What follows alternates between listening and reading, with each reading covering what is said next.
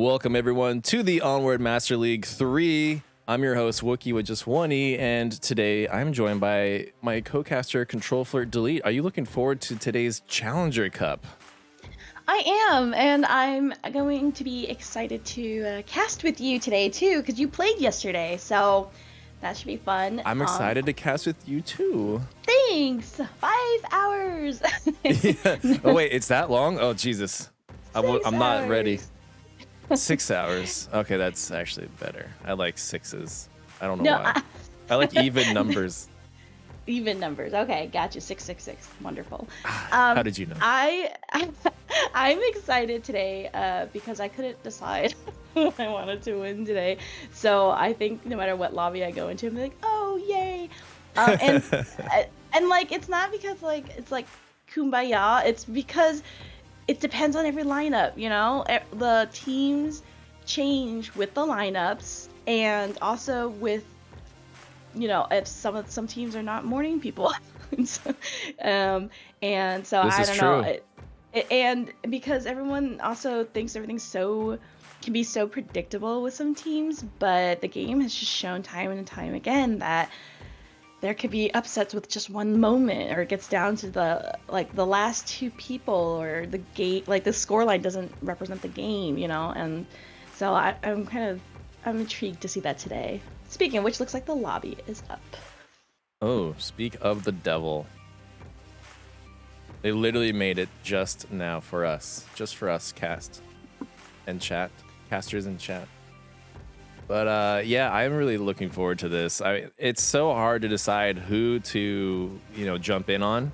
And at the end of the day, between the two other channels, it's like, yeah, we have to see Danglers and see how that pans out. I mean, it's Downfall, so that could be a very slow and boring map, but when it comes to Danglers, nothing is slow and boring with them. And especially if it's, Riot running around as well. I mean, Riot is a great team, so I think it's going to be very challenging for Riot, especially because it is Danglers, but I still think that at the end of the day, considering that this is the Challenger Cup, I think every team is going to give it their best, and that includes Riot. And it includes the Danglers, and Danglers are shuffling in, and I see that Nintendo, Kitten Mittens, Rogue Dog, who is newer on the team, I think they just came down on cooldown. Clorox Chewables, I'm not sure who that is. I know that they change their names sometimes, so we'll have to check on it and see who it is. And but Rogue Dog is new, so okay, there's 2 Clorox people. Oh man, I already regret this decision. It's already going downhill. Yeah.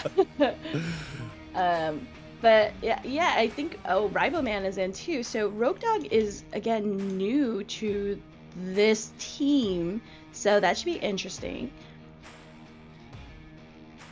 Yes, I mean, it's gonna be interesting no matter how we swing it. I mean, between the player names and the player style of how they approach these objectives, it'll all be just insane today. Yeah, I'm curious, your thoughts on Riot. I think that they had a really, really close game and a win. I think I caught the tail end of it because I was casting a different game, and it was really good. But Riot has changed over the seasons. It was led by Zero, and then led by TFH, and I know Turbo played with me for this last season. He was on it, so they did have a bit of a shakeup. So are you familiar with Riot's lineup? I'm not entirely familiar with Riot's lineup. I know that Zero is now on Blaze. Yeah, for sure. And obviously TFH is no longer with Riot. He's on Fury now. But I know that Xandria is the captain of Riot now. Yeah. So if Xandria is a fellow caster, so I know that he's a very smart guy, and he sees, he casts all these games, and you can't help but learn things as you cast. So I imagine he will be a great captain for Riot as they jump into this Challenger Cup today. and Yeah, just Xandria is a good player for sure. and Xandria is definitely a good player. And a lot of Riot has some talented folks on their team as well. I I apologize to Riot. I'm not fully versed in all the players. I can bring them up. Sweet bean jelly or sweet jelly bean, sweet one of the beans that is sweet. Yeah, sweet bean jelly is on, and I've seen Sweet Bean a lot in Alias. I've played with Alias in pub lobbies quite often. He's a good player. Sweet Bean is also a good player. Unseen is really good. He's unseen threat, and he is an unseen threat. So expect him to do some good stuff today. And Hordini and Clorox Man, who I'm assuming is Xandria, they are, they're boys, so they go from team to team together. So I think that they will have that going for them. And speaking of which, if you want to talk about the OBJ, it's the Heli Bungalow. Yeah, one. Speaking of objectives, this is honestly my dreaded objective with danglers, because last time we played them, I'm hesitant to even bring it up, but we had 5 people up in what we thought was perfect coverage of this objective. Meanwhile, Stumpy just like prones up and caps underneath everyone's noses. It's highlighted on all of my social media, so everyone go check it out. So ever since then, I've had pure PTSD when it comes to this objective. There's nothing that will ever compare to that. Can anything be perfect without James Vogue playing, though? I don't know. No, I don't know. That's a great question. James is, an incredible player. No doubt about it, but I don't think I could ever imagine him doing what Stumpy did. Was it Stumpy or Rybo? It was Stumpy. Yeah, it was Stumpy. And it was funny because we all hung out IRL, and I asked Stumpy to do that to you. That was a great photo, by the way. He snuck up on me and tapped with his iPhone. Yeah, and capped my ass. That was a great time. But we are just now waiting for this match to get underway. Are they waiting for a signal or something, or a green light of some kind? Because I see all members here in the channel, or in the lobby. I guess I'll ping Rybo and let him know that, hey, we are good to go.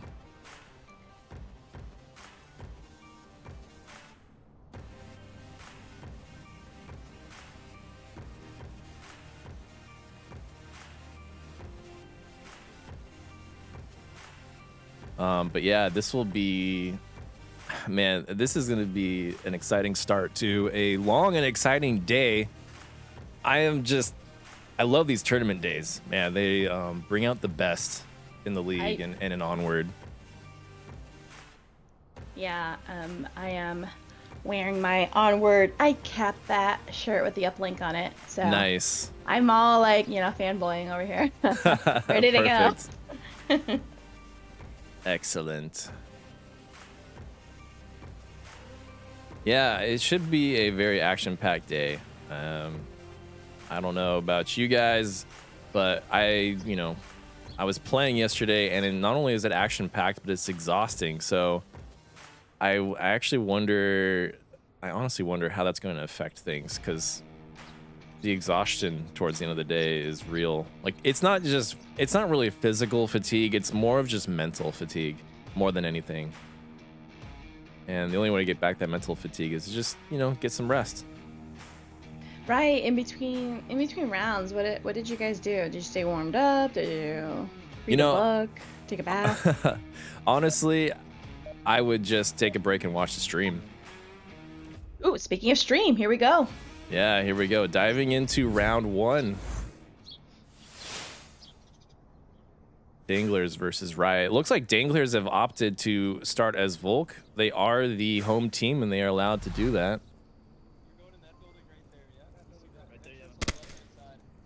Oh, and immediately Riot accidentally give away their position, so that is going to be a huge benefit to Danglers, who already had a massive benefit because that, starting off as Volk is such a big deal. Yeah, especially right here.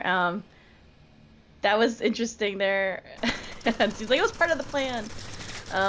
Ooh, looks like Clorox Man is going to have to get down on the ground and duck for cover, because that pre-fire from Danglers almost found his head. Yeah, That was from Rival, already calling it out, and great shots. Rybo is a beast. I mean, they're all beasts on danglers, but Rybo is especially scary. We do have... I'd wager Nintendo's a little bit scarier, but yeah, Rival is scary. They're all so scary. I'll be honest. Don't be so scary. Well, they're scary. What do you want from me? It looks like Riot is opting to put one on the north and one on the south on a high angle here, maybe for some sniping from Sweet Jellybean on the south side, and then the other three are going to be in the mid here approach. But danglers are staying tight on defense.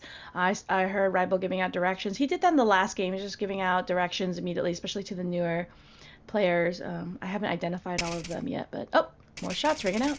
Looks like Kitten Mittens found Unseen with a nice headshot. I know Unseen was on the Marsoc buildings to the south there. Meanwhile, Alias did take up positioning on the North Hotel roof. Looks like they just called that out. Clorox chewables. It's already Executioner. Okay, thank you. I knew it was going to be one of those guys. But Alias is not safe. Shots reading out from Nintendo. He's trying to find that shooter that's way up on the south hill. It's hard to land that shot with just a red dot. I mean, that is like a 400-meter shot, maybe even 500 from that position. But yeah, I mean, Marsoc in a bit of a pickle here. They have a very spread out offense. Yeah, they do. They must have had some sort of plan to get into position because the three people in the mid did hold and wait, but now Sweet Bean Jelly has already given his position, and so has Alias. I think they're gonna reorient here and meet up on the north side. Yeah, I mean, Clorox does find Alias as he comes running down from the North Hotel. Bit of an exposed position, so I'm kind of surprised he decided to do that. Looks like Nintendo is still taking shots on that guy way down in the south. Yeah, and Clorox Chewables here just gave that call out on Sweet Bean's position from that far off. We'll just call him Executioner if we don't forget, I guess. Oh, Kitten Mittens does find Clorox, man. No idea who that really is. Xandria. Xandria. Oh, gosh. But yeah, quickly now Riot are finding themselves in a bad predicament where we only have 2 of Riot remaining against Dangler's 5. Sweet Bean trying to draw attention. I'm not sure at this point what it will really do. Because Hordini, I don't know that they're aware of Hordini's position or not, because he hasn't made any shots yet, but he's just making it into lower red truck building and listening for those. He does have an approach, but he's gonna have to deal with Executioner and Nintendo here. He does seem to have everyone's full attention, Sweet Bean, over in the south, while Hordini does try to sneak in, but I don't think that they're gonna buy it. I'm pretty sure. The guy in Center Hotel just saw Hordini. He tries to go prone, and he can't dodge Ribo Man's bullets. Now it all comes down to Sweet Bean, who is currently pushing upper dumpster, but his days, his time, his seconds are limited now, as he has just 2 minutes on the clock, and Danglers are fully staffed. All 5 members still defending. Yeah. Oh, wow. He gets a good pickup, though. Sweet Bean does find a nice headshot against Kitten Mittens.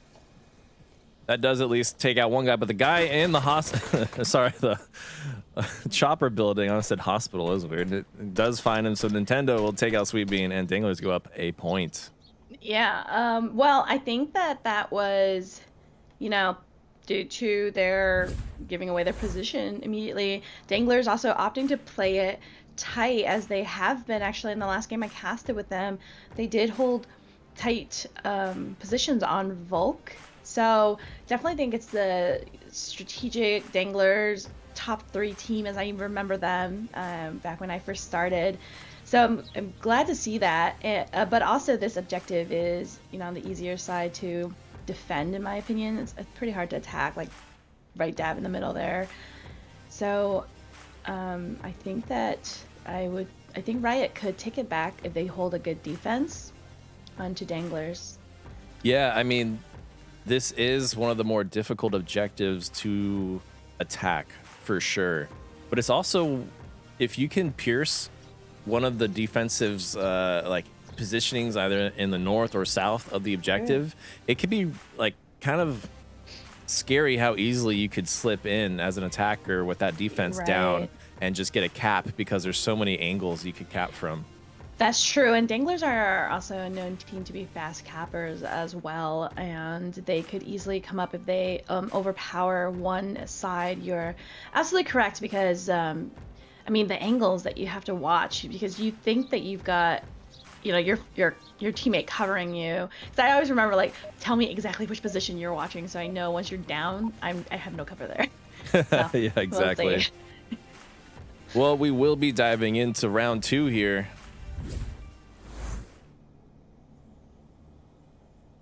So we'll see now how Riot defend this against danglers. Yeah.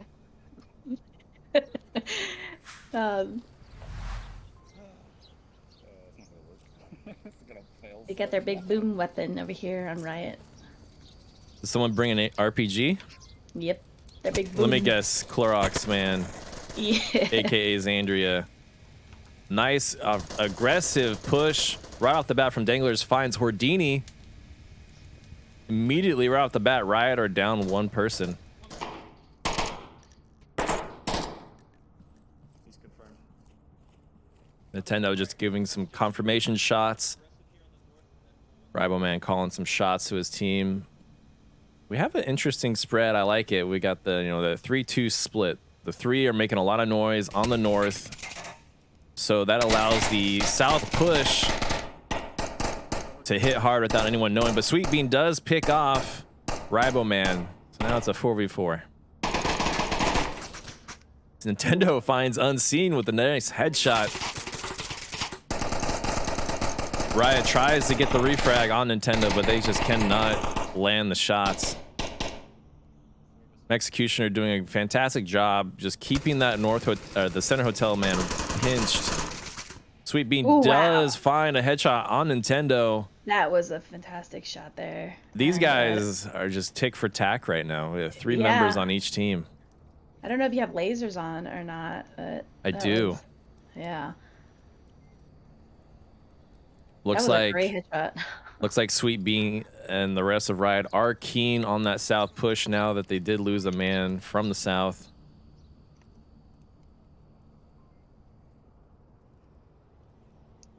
We've got a Rogue Dog over here, but he doesn't have... He has the hollow, so I thought perhaps he might have the 2x scope, but no, I hope he has good vision there. Overall, I mean, a pretty good defensive lineup, but danglers are doing a great job keeping them suppressed and unable to really like act on their positions. Sure. Especially Clorox, man, who is just pretty much a bullet magnet up here. I mean, he can't really do his job. He's getting suppressed so well. But Sweet Bean, man, he is picking off danglers left and right. He finds Clorox chewables with a nice headshot. Clorox is making call-outs, however. So at least his members know exactly where they are approaching from. Clorox almost gets picked off by danglers as he runs into the hotel. Kitten Man thinks he's still on the roof, I think. I don't know why. He must have given that call though that he's coming down. Sweet Bean trying to get some confirmation shots out. Doesn't realize he's already dead. But Kitten Mittens and who is this? Rogue Dog. Oh, I just missed that RPG. Darn it. Looked away. No. In classic Onward, you know, behavior, I look away right when they shoot the RPG. From my point of view, he just got the corner. I think Kittens had already rotated. Uh-oh. Did Riot lose a player? I'm not sure. Did they? I see. Yeah, it looks like Xandria dropped, unfortunately. Oh, that's unfortunate. Yeah. Still on. He even had a rifle on his back. It wasn't like he was just stuck with a pistol, so that is unfortunate. Rogue calling out that brothel shooter. Was Rogue Dog the new player you were mentioning at the top of this cast? Yeah, I believe new player onto the team. I saw a cooldown previously. Yeah, on the team. Not a new player in general, but just on the team, just to clarify. I have to clarify that too.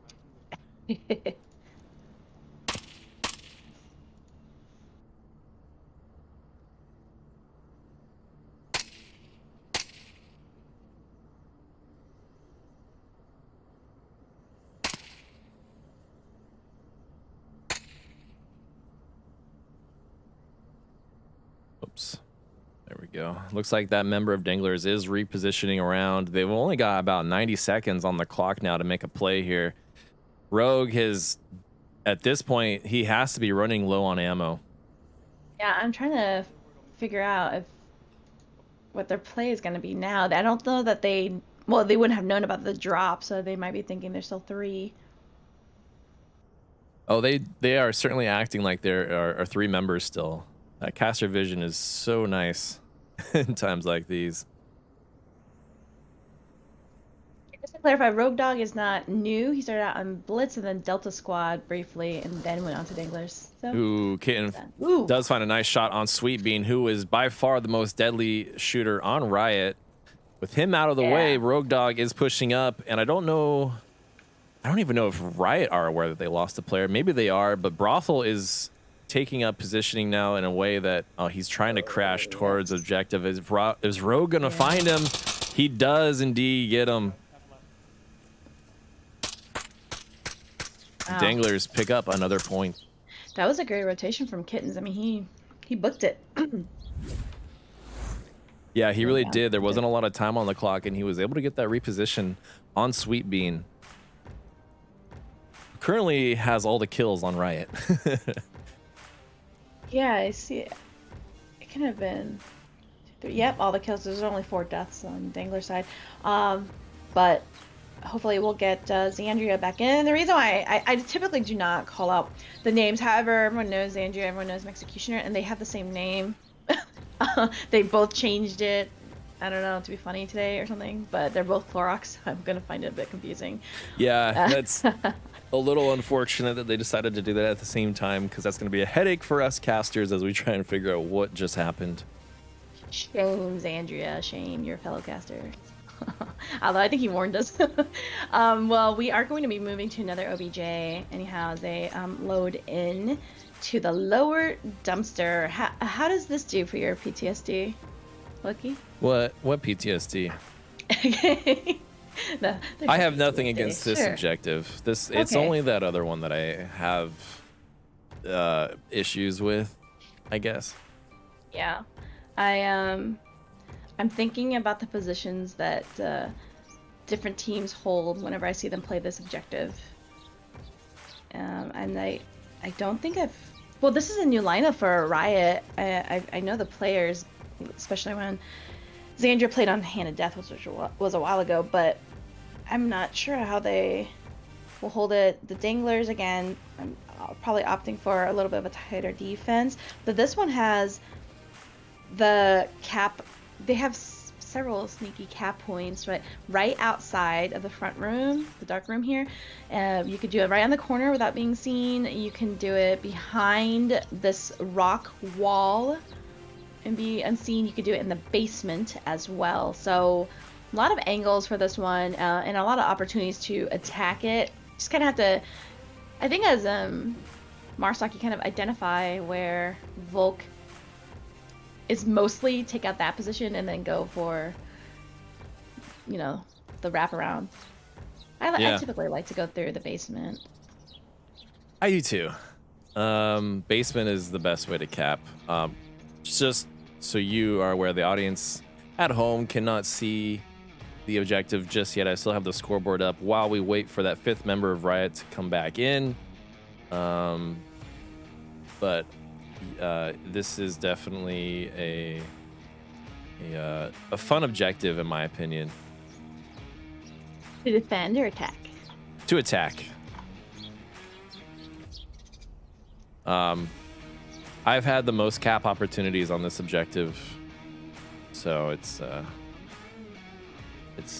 I mean, it's the most exposed, right? If you go for that cap, unlike lower dumpster, you have that basement that you can crawl inside and cap from. Yeah, this is the lower dumpster one. Oh, it is. Okay. Apologies. Yeah, I don't know why I thought it was upper dumpster, but yeah, lower dumpster.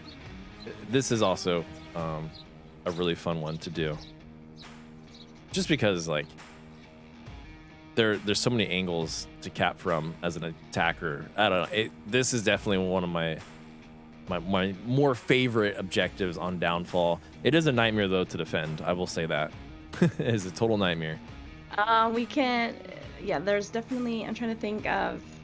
You gotta, post people in the basement and train that person to not peek out. They don't need to. They just need to defend that. True. Some good Molotovs and C4 in there should do the trick. Looks like we're heading back in now, though. Indeed, we are. Round 3 is beginning now. We got that 5th member back from Riot. They're looking for the fast spawn, and it's not there. Yep, they do not have a quick spawn. They have a slightly quick spawn with Riot does with that North Marsoc building, but I still consider this one a pretty quick spawn. It is pretty quick, especially because you're usually behind the defenders in a way. Like you kind of start off behind where the defenders usually get ready. Rogue Dog already finding Alias down in the South Canyon. Like down though, hasn't confirmed yet. He is not going to be able to either because his body rolled down the mountain. Ooh, Rogue Dog does take a shot. They are keen on that position by Rogue. They're going to try and take out the White House shooter and then revive Alias from the looks of it. Look at that, such a tight angle by Rogue Dog through that window. And these windows are not easy to shoot through. Like as you just saw, he just shot the window lip. And I think he's not. I think he's not confirming because Alias is hidden. Depending on where, because they fall locally. So his body did fall down and roll down the hill, so that's why Rogue can't confirm him. But it's almost perfect bait, right? I mean, like if they go to revive him, they might actually incur more losses as a result. But either way, they are wasting precious time here dealing with the White House position. Meanwhile, Hordini's over here in the north. Yeah, I think I saw someone trained on him though. I wasn't sure if he was called out, but I saw some lasers pointing his way from the side of Danglers. So they are a little bit trained on him. I think it's gonna be Nintendo here. Oh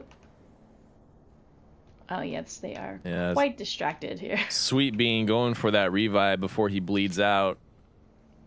Meanwhile, Hordini is just trying to flank from the north, but I'm concerned he's got a red dot and he is very far away from any of the defenders. So maybe he's trying to we'll keep an eye on him all the way in the northwest. However, I wonder how that's going to pay off. I think he's going to get picked off as he runs down the hill. And as I say that, I jinxed it. I'm sorry, Hordini. Totally jinxed it. Where did we tell you? Wookie? I'm not allowed to make predictions because they always come true. No, I'm just kidding. I do play the lottery. I do want to say, like, the reason I say that is because it's such an exposed position that you can really spot someone with just a quick glance running down that northwest. And I think they were already aware of him. And if you look like at the you said, lasers now, yeah, there was a laser tracking him, waiting for a good shot. Oh, and right as Sweet Bean takes out Rogue Dog, Alias bleeds out right in front of him. Oh, now that's gonna cause him some PTSD.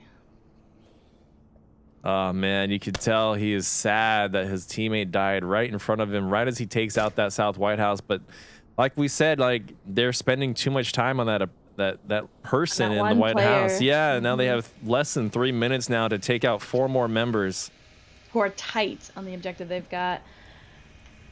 Well, actually, they don't.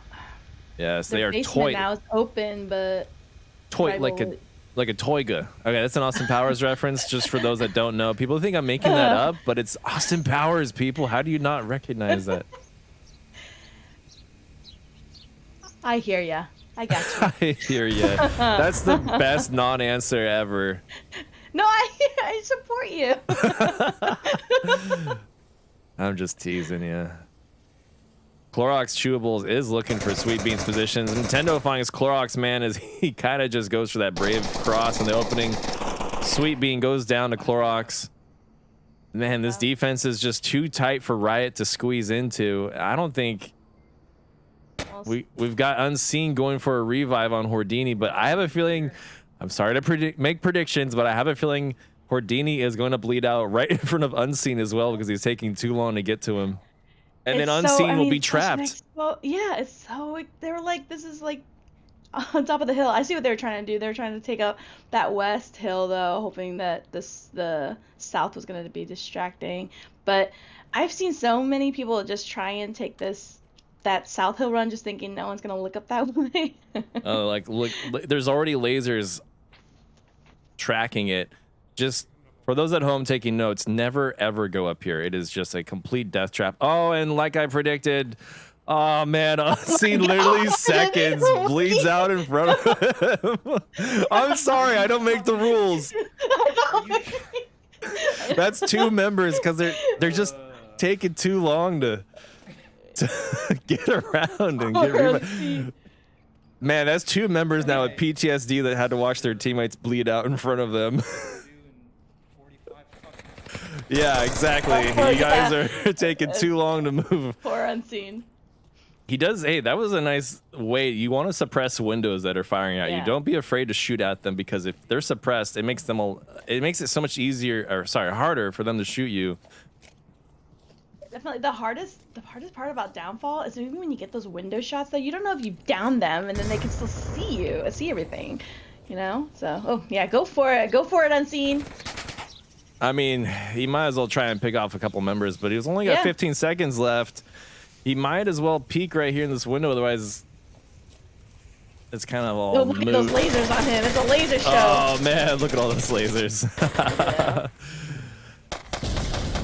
Unfortunately, the camaraderie between Riot comes back to bite them as they all try to revive teammates, and they're just a little too late every time. Yeah, I think I mean, you're correct. They spent too much time on Rogue Dog instead of just committing, maybe just letting Alias keep that call out and let him bleed out like he did anyway. And because they had the southeast spawn, you know what I mean?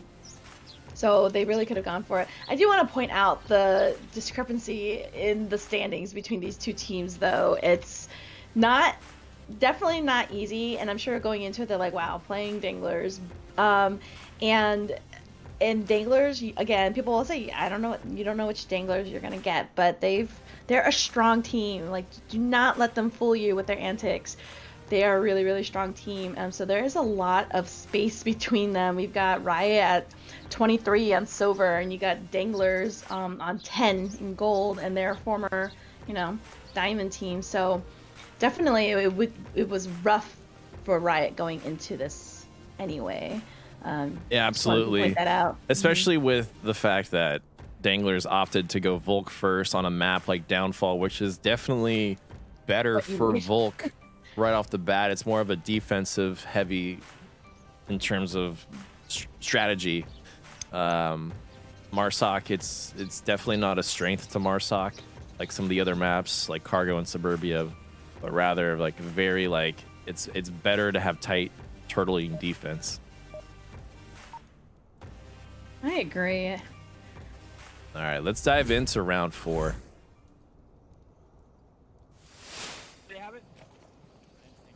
There they go, Riot looking for that spawn in the west there. Not gonna find it. Keep an eye on it. It is going to be mirrored spawns, however. Oh, no. It's going to be... oh, you're right. Sorry. Yeah. North Hotel spawn, 4 Danglers. Very much not mirrored spawns. Don't listen to me. Kind of on the other side, if you meant yeah, that kind of mirror. Yeah, it's mirrored in a reflection way. Sure. Yeah, thank you for reading my mind. And they're going to do... the smart thing here, I think Mayhem does the same thing, is run people out there to look for that rotation on Volk to catch them running up to the towers. You're giving away our strats. One went around.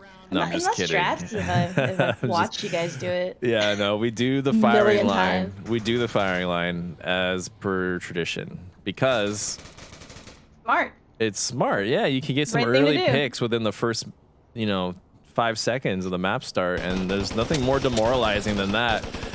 Ooh, Clorox does find the shot on Kitten Mittens. Long live Kitty. That was an incredibly brave push by Kitten Mittens, and it just did not pay off for him. Now, this is the problem with the North Hotel spawn, I think, in this objective. It's pretty easy to get shut down on your south approach, just because, you know, Volk spawn right there, and they can run up onto the Marsoc Hill so easily. So it's going to be up to Danglers now to really just, like, get the upper hand here on the southern defense. Yeah, so for this one, you're right. People will that's not an ideal spawn. You're going to go, you know, on the edges, which just makes sense. But I've seen quite successful plays pushing center. Not everyone pushing center, but there would be like that one sneaky person that goes up center because everyone's looking at on the side angles. But it looks like Danglers are gonna opt for opposite. They're gonna parallel themselves running down here. And looking at the defense, oh, there was a drop on the Danglers. I was gonna say, I thought there was two. That looked like, yeah, there was two in that northwest approach, and now there's just one. yeah, that confused me too. And it looks like Ribo Man dropped, unfortunately, but all's fair, as Right also had a drop. What will they do without their leader, Ribo? We shall see. Yeah, it really all boils down now to the south approach by Rogue Dog and Nintendo. I think because the west is kind of, hey, that could pay off, but that player drop was huge in terms of Riot's favoring. They might actually get up a point if Danglers aren't careful. Yeah, I don't see any drones coming out on there. I think that would be a Plenus thing if he was playing on Danglers. I think. I don't know if Ribo does it too, but yeah, no special tools coming out on the Danglers, which would have been good for that spawn, I think.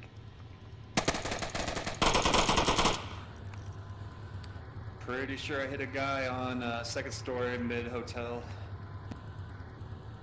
Oh wow, Nintendo shooting, it does get that call out, but I'm shocked. I'm shocked that Nintendo had a bad call out, but hey, it happens in the world of Onward. It's so easy to mistake somebody dying for someone just dropping and ducking down behind cover, especially at that distance. But that was a bad call out from Nintendo. That guy is still very much alive, and I think he knows that now because there's like a random smoke that just came out for no reason. yeah, he did ask Mex to confirm. Yeah, interesting move by Alias to drop a smoke there. I'm not sure what that accomplished, but Unseen will go down. Or sorry, Unseen finds Clorox, who will go down. So now it's all up to these two members on the south approach.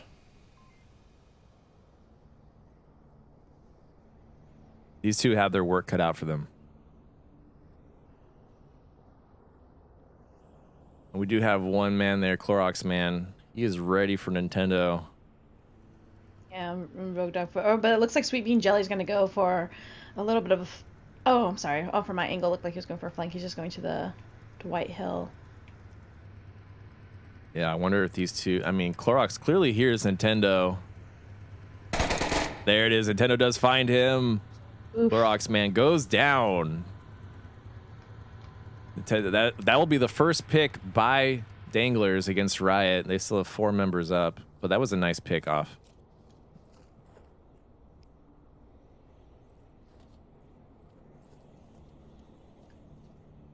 Time's quickly running out, though. They only have about 60 seconds to pull this off.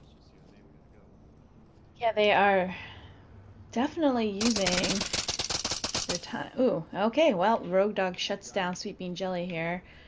And Rogue makes it look easy because that is not an easy position to just take out. No, definitely not. So they are, I'm gonna say a little bit vulnerable to the basement cap if they can somehow bypass Hordini here, which he's gonna be watching. Oh, which he does. So, but if he could sneak through the opening, I think at the mouth. Yeah, no one is. Oh, not at this time. Though. No one's looking towards Rogue Dog's position. He could. Oh, There was a rotation. Oh, he gave away his Oh, he position. gave away his position. Oh, And he only has 10 timing. seconds. He's got to just sprint. Oh yeah, I don't think he's aware. Of... He has to sprint. Otherwise, Riot have this. There's a trade. Riot win. Unfortunate to have that drop by Danglers. I think that would have made all the difference here. Yeah, I think. Well, yes, Riboman to strong player. I think it really just throws off the if you don't know, if no one was able to call out his drop at all and go a man down. But if Rogue Dog had more time, I just don't know if he was aware of it. He really could have proned into that. They were after taking down the Clorox and Sweet Bean, they had that opening into the basement with Hordini. Yeah, making just a slight. I'm not familiar with Rogue Dog. I can honestly say I haven't seen him very often in lobby, so I don't know if he's a fast capper or not, but I definitely think that, you know, caster vision being what it is, he could have just fully booked it into the basement without firing any shots. They never would have really realized that he had gone in there, and I think he could have capped within that last 15 seconds.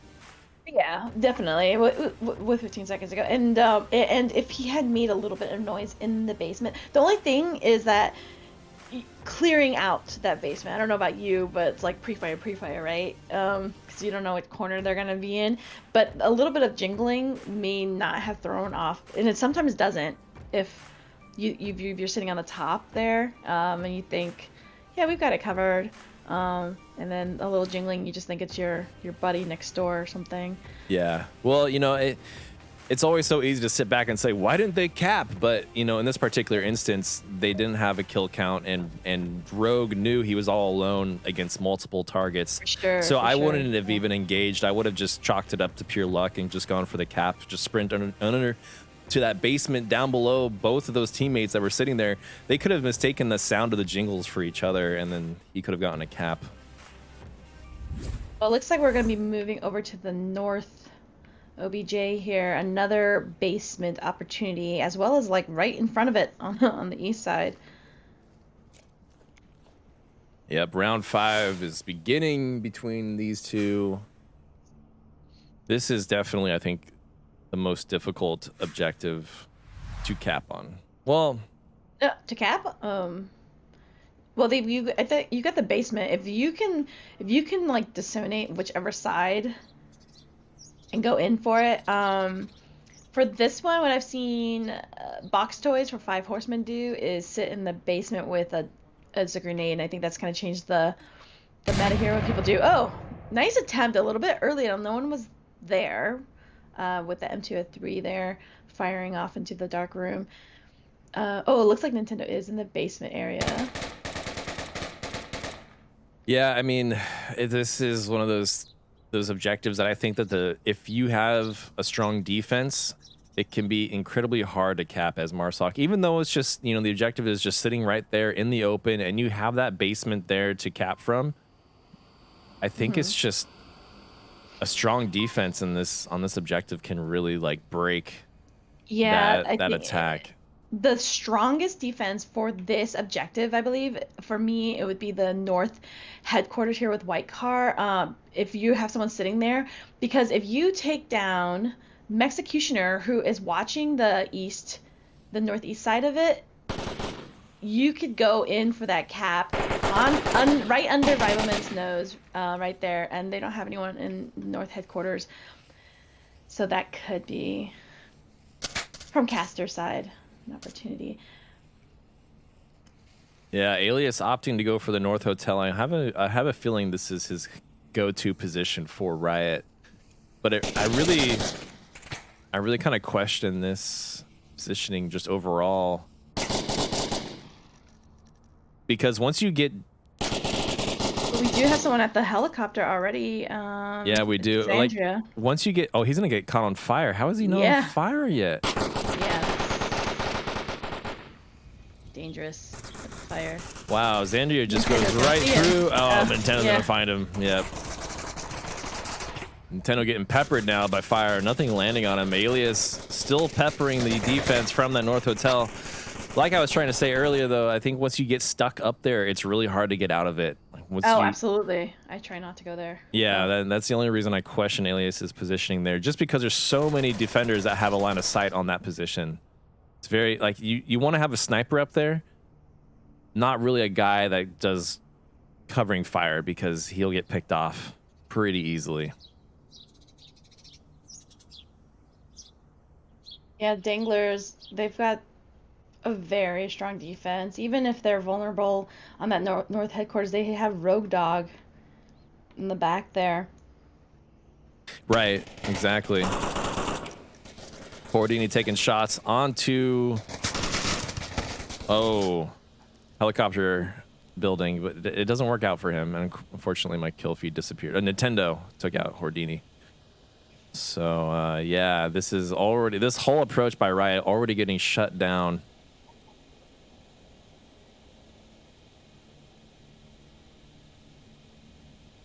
Yep, already calling out that position.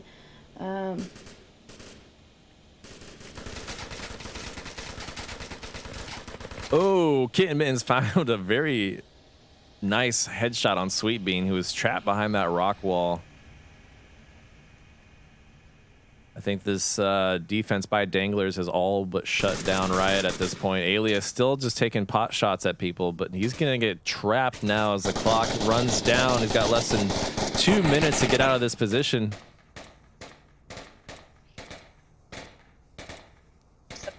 Impressive fire. Is that coming from Nintendo there?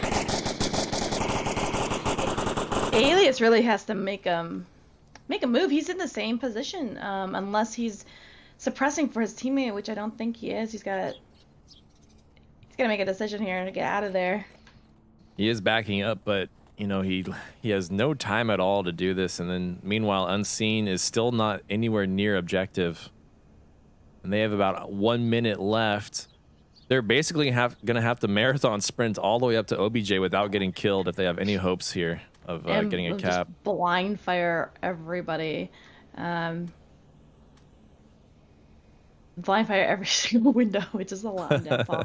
I'm seeing in the chat that apparently this is Riot's one of Riot's weakest maps. Ooh, and then to have the face Danglers on it, that's rough. Yeah. I mean, I would say that definitely saving Danglers and Animal House or Legionnaires maybe for the later maps when it gets a little bit tighter and seeing how these other teams fare. Ooh, Kitmans picks up Unseen. Alias here. He's lonesome. All comes down to Alias. And Clorox hears him. So it's only going to be a matter of moments here before Clorox shoots him in the butt. And he does, and Danglers will take map 1. 4-1. Yeah, definitely not surprising, just considering the standings. It's such a discrepancy. I mean, this is you're fighting everyone when you sign up for a weekend like this. So it's no surprise. Unfortunately, I think Riot facing maybe someone on silver rank or something. They are definitely a good team, and they're still newly formed. So with Sweeping Jelly, man, he does some damage on that team of Riot there. But I'm happy to see that the Danglers are bringing it, and I wonder if they're going to do some rotations out with Llewellyn or Plenus or someone else, some of their other players, because it's going to be a long day. But I do expect Danglers to make it pretty far today. I do too. I think they will make it all the way. I mean, if this showing is anything, they are playing serious. There wasn't too much like running around in the open or doing anything crazy like that. They were definitely playing for real. So I look forward to seeing some more matches later on. But until then, let's take a quick intermission until we can find some more action to bring to all of you guys out there.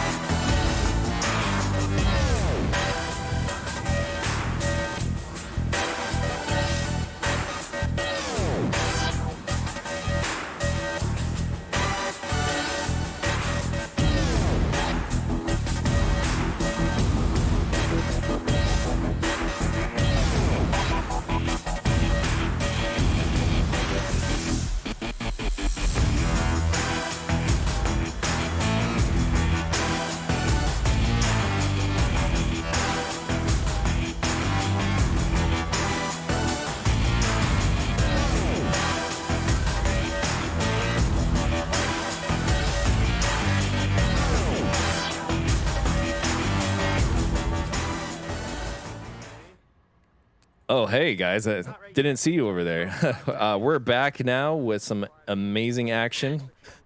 It is Spaces Aces versus Riot. I think that this is going to be quite a close game. Smoke them out. Smoke it out. You know, Spaces Aces already are smoking out of the objective, and they are going at it. Oh yeah, they Fozzie could be quite the capper on their side, but it looks like they're pushing really, really fast over here on Riot. Wow, already picking up new. Yeah. Oh man. I can't even try to cast it. There's just so much damage. Yeah, leaving only Mr. Couts here on Spaces Aces. They're doing Xandria is doing a crazy flank. He's gonna be approaching right here on Mr. Couts. Yeah. Not gonna see. Oh, they're in a tunnel. Xandria's gonna find him right now. There he is.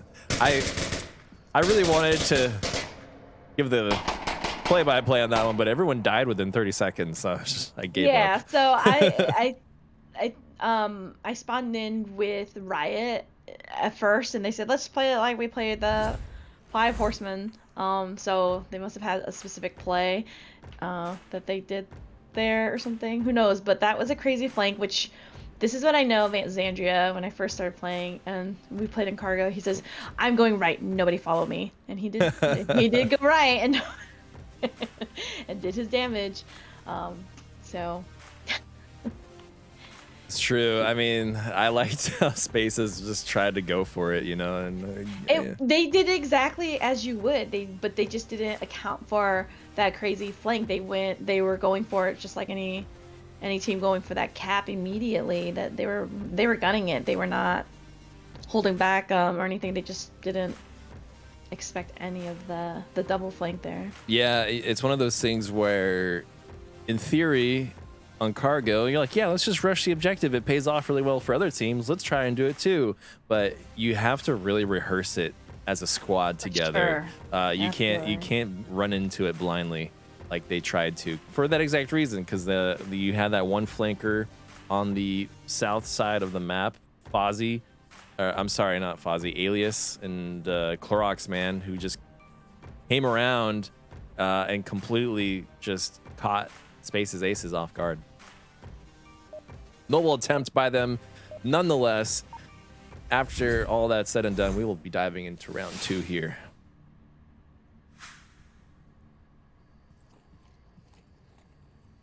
Spaces Aces now on the defense. This is quite the objective to defend on right off the bat.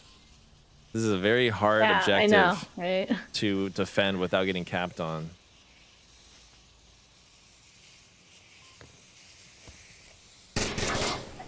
Ooh, Alias immediately finds Wingman. He's just downed though. Houdini finds Fozzie. Already. Oh wow, they are running through that tunnel side here. They've got 2 on the flank. Already they are surrounded by Riot and immediately get knocked out. Riot take another point. Come on, Spaces, I'm rooting for you.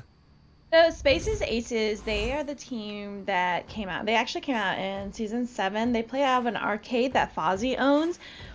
I'm gonna say right now, as you know, I love a lot of the teams. Spaces Aces, hands down, the nicest team in the league. They are all friends, IRL. Like afterwards, they all go out and get beers together. They play purely for fun with each other. Like they're just all good friends, and they have a good time all the time. Always laughing and joking with each other. Not to say that they don't play seriously. They could, but they did play out of an arcade for quite some time. And as you know, with everything going on, the arcade did close down temporarily, so they all moved the equipment back home. So definitely a little bit of a disadvantage in that respect, as well as Riot just being really good on Cargo. That's definitely one of their maps.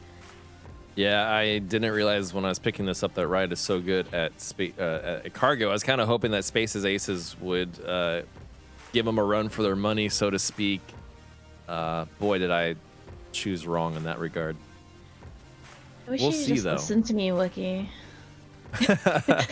I did hear you mention that, and I was like immediately kind of like, maybe I've made a terrible decision. But I'm teasing you. I still wanted to be able to, still cast a little bit of everybody that we can. Of course, this is just round 2 of 5 different maps, so let's see how Space's Aces try to attack this one as well. I wonder if they're gonna be a bit more reserved this time and not just go straight in like they did on round 1, which I commend them for trying. But I think that they are gonna actually concoct more of a strategy for round 3.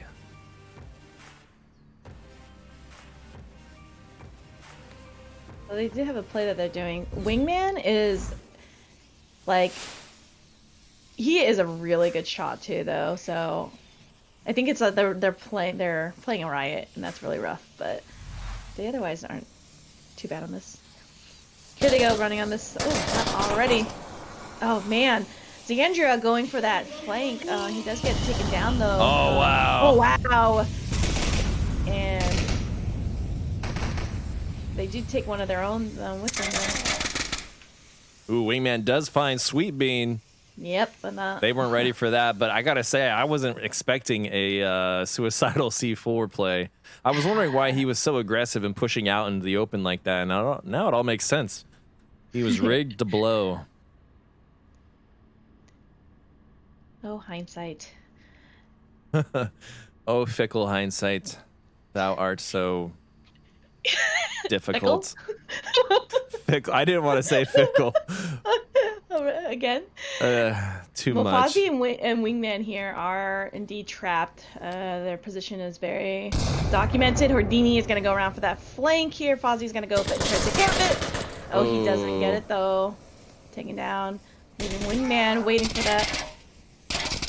Taking down Houdini. Wingman does find Houdini after his teammate wounded him. Turn away for Alias. Now Wingman has to turn around. He turns at the wrong moment. Alias finds the backside of Wingman, and just like that, Riot take another point.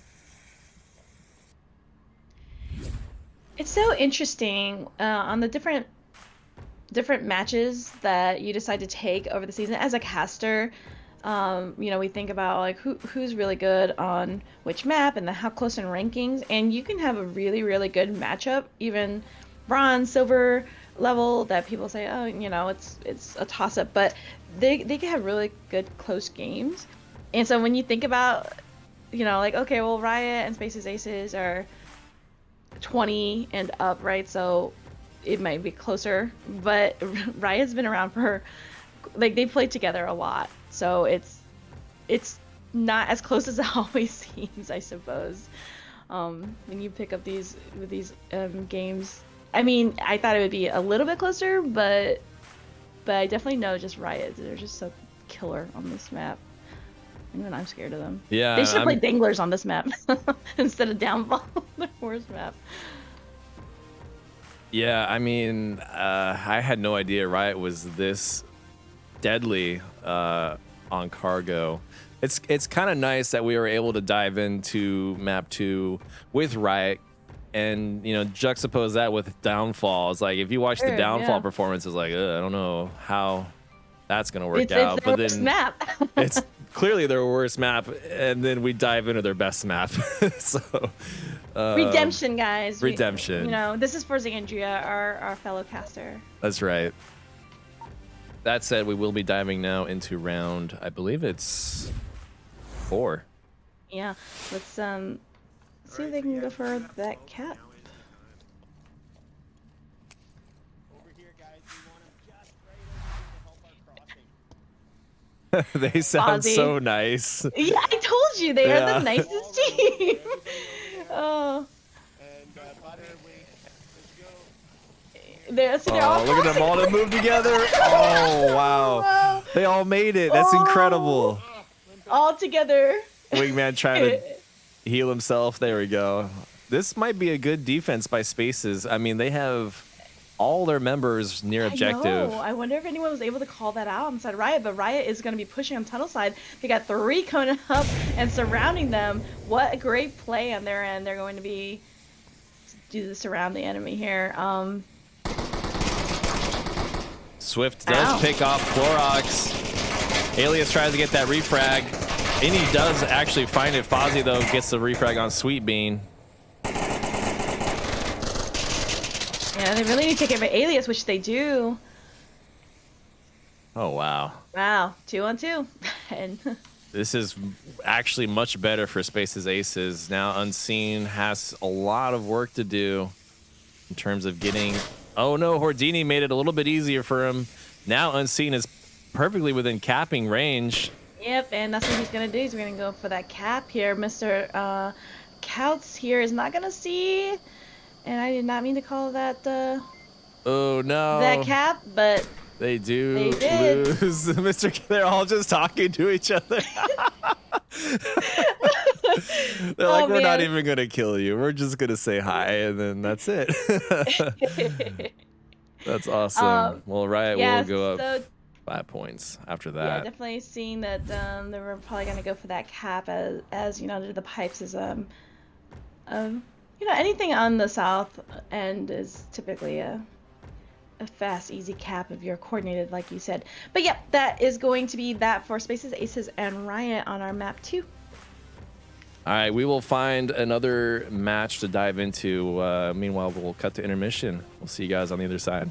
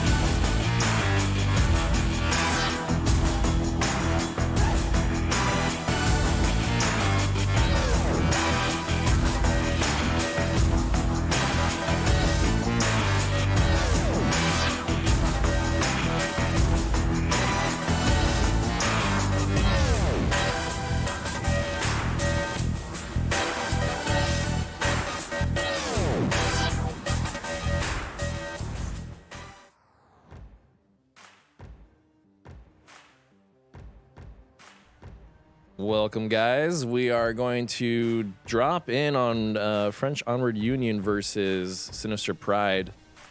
Currently, French Onward Union have 2 points, and Sinister Pride have 3. So bit on the line here. Control-Flirt, you were telling me that Sinister Pride is this one of their better maps, would you say, or I think like I don't. Yeah, they played well on it. I've cast them a lot this season. They have been around since season 1. They, Sinister Pride. They are again. They kind of remind me of Spaces Aces. They're all buddies and they play really well together. Depending on their lineup and who's like I guess running the show or whatever. Sometimes you'll catch them just doing such great coordinated plays, like on Quarantine, and then but then I guess they're always also like laughing and having a good time. I haven't seen French Onward Union though, I will say that. Yeah, they've been a bit MIA, but that said, we will be diving into I suspect this is round 5. No, oh no, there was one cap that came out. Oh no, there was a cap. You're right. Mm-hmm. All right, so maybe this is round 4. Yes, from Virus. Hi, Virus. I accidentally called him new once and. Now this is the north objective of Cargo. We'll see an immediate kill right off the bat from Galaxy against Fester Taint. A well-placed headshot does end Fester Taint's short-lived life on Cargo. As is tradition, most of the lives are short on Cargo.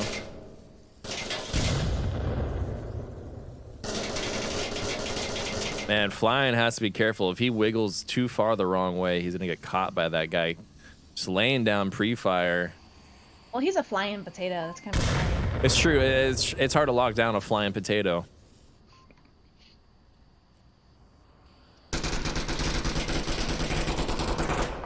Ooh, Virus does find a member of FOU. Mr. Bagul No, yeah. almost does. Flying potatoes goes down, go. Yeah.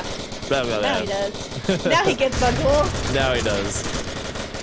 Confirm. Oh, and Flying Potatoes goes down by Galaxy here. Now it's a 3v3 situation between Galaxy or FOU and Sinister Pride. Ooh, and the Molotov goes out. Not gonna find anyone. That would have been great though. He just missed him. He just missed Matt here. Ostentatious gonna run into. They're right there. Oh, and Matt does get the better of that one. Nolus does get the refrag. Down. Oh, and Nolus is also Yeah. downed Well, as well. He traded with Matt, but he's only Oh downed. no, Virus so isn't they- careful. Galaxy We'll go for it. might go for a cap here. Oh, he does get the revive. Ooh. Galaxy has to play it really careful here. He might be able to catch Nolus off guard. Oh, he does. He does. Nice. Now it's a 1v1 situation. This is for all the marbles here. Virus, if he can pull this off, Sinister Pride will win. But however, Galaxy might find him through the smoke. They're right on top of each other. Galaxy might be capping in the smoke. They're going to find each other. Oh, man, this is so awkward. Oh, wow. Oh, wow. I'm so glad we dived in for that cap. I can't believe that. Oh my god. You could hear the shock. He's like, oh man, he's right in front of me. That was insane. I don't know if you saw from my camera, but I was just like, I in my head, what I was thinking was, he's gonna do an El Vega, and it's gonna look like he's just like a dead body or something. I don't know, because it was like the smoke was dissipating just then, and. But that's cap, man. That was a cap. That's all you need. A now, comeback for French Onward Union, because Sinister Pride Virus did cap on them, so it was like a cap back there from the earlier round. So FOU does take that, but man, that was so close for Sinister Pride. What a play! nice play by the French Onward Union. Wow, that's all I got to say. I'm glad we were able to catch that. That'll do it for Cargo, I think. We're going to cut to intermission and see just where we're at in terms of standings on the challenge. I think that might be it for all the teams, though. So bear with us, and we'll see you on the other side.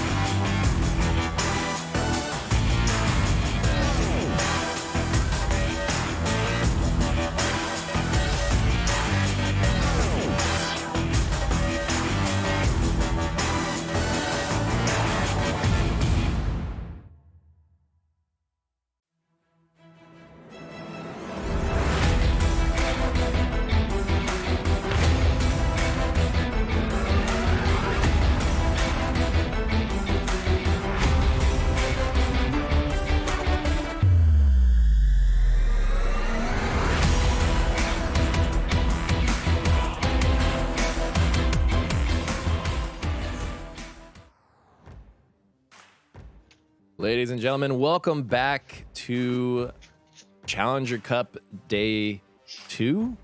Challenger Cup B is round 3 between Fury and French Onward Union. We are just waiting for the lobby to be made, but I mean, Control, you are really close with the Fury guys. How do you think that this is going to go for French Onward Union? Well, the lobby is up, first of all, now, finally, thank you, on sweet. GT. And I actually don't, well, I don't know French Onward Union as much, and I wish I did. They just had a fantastic round in cargo with, I don't know, one of the best caps I've seen as of late, so I that kind of like throws me off, and not knowing, because that was gutsy, and it was just like right in front of, you know, the enemy. So I don't know on their end, but for Fury on Quarantine, they do have some great coordination for this one. Let's see who loads into the lobby. GT, just known as one of the fastest cappers. He can cap in 3.5 seconds or 3 seconds or so. It's really good. And of course we have our fellow caster TFH, who not only casting in VRML, but we do other work as well in VR productions. So he's also like gutsy and can do some good shield work. So that might be coming out too for some call outs. So who knows on that end. How are you feeling about French Onward Union? Do you know much about them? I know nothing other than that amazing cap that we just witnessed on cargo. They, like many know, have been AFK all of this season for the most part until now.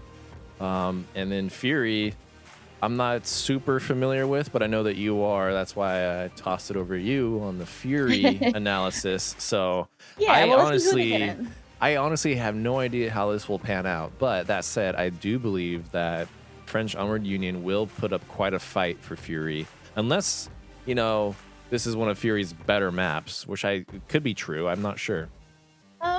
You know, they are, I always feel like they're really unpredictable. They're all really good players. It depends on whether or not they want to do plays, and I think that TFH, or Todd, as you might hear us shout out, he does try to get them to do more plays.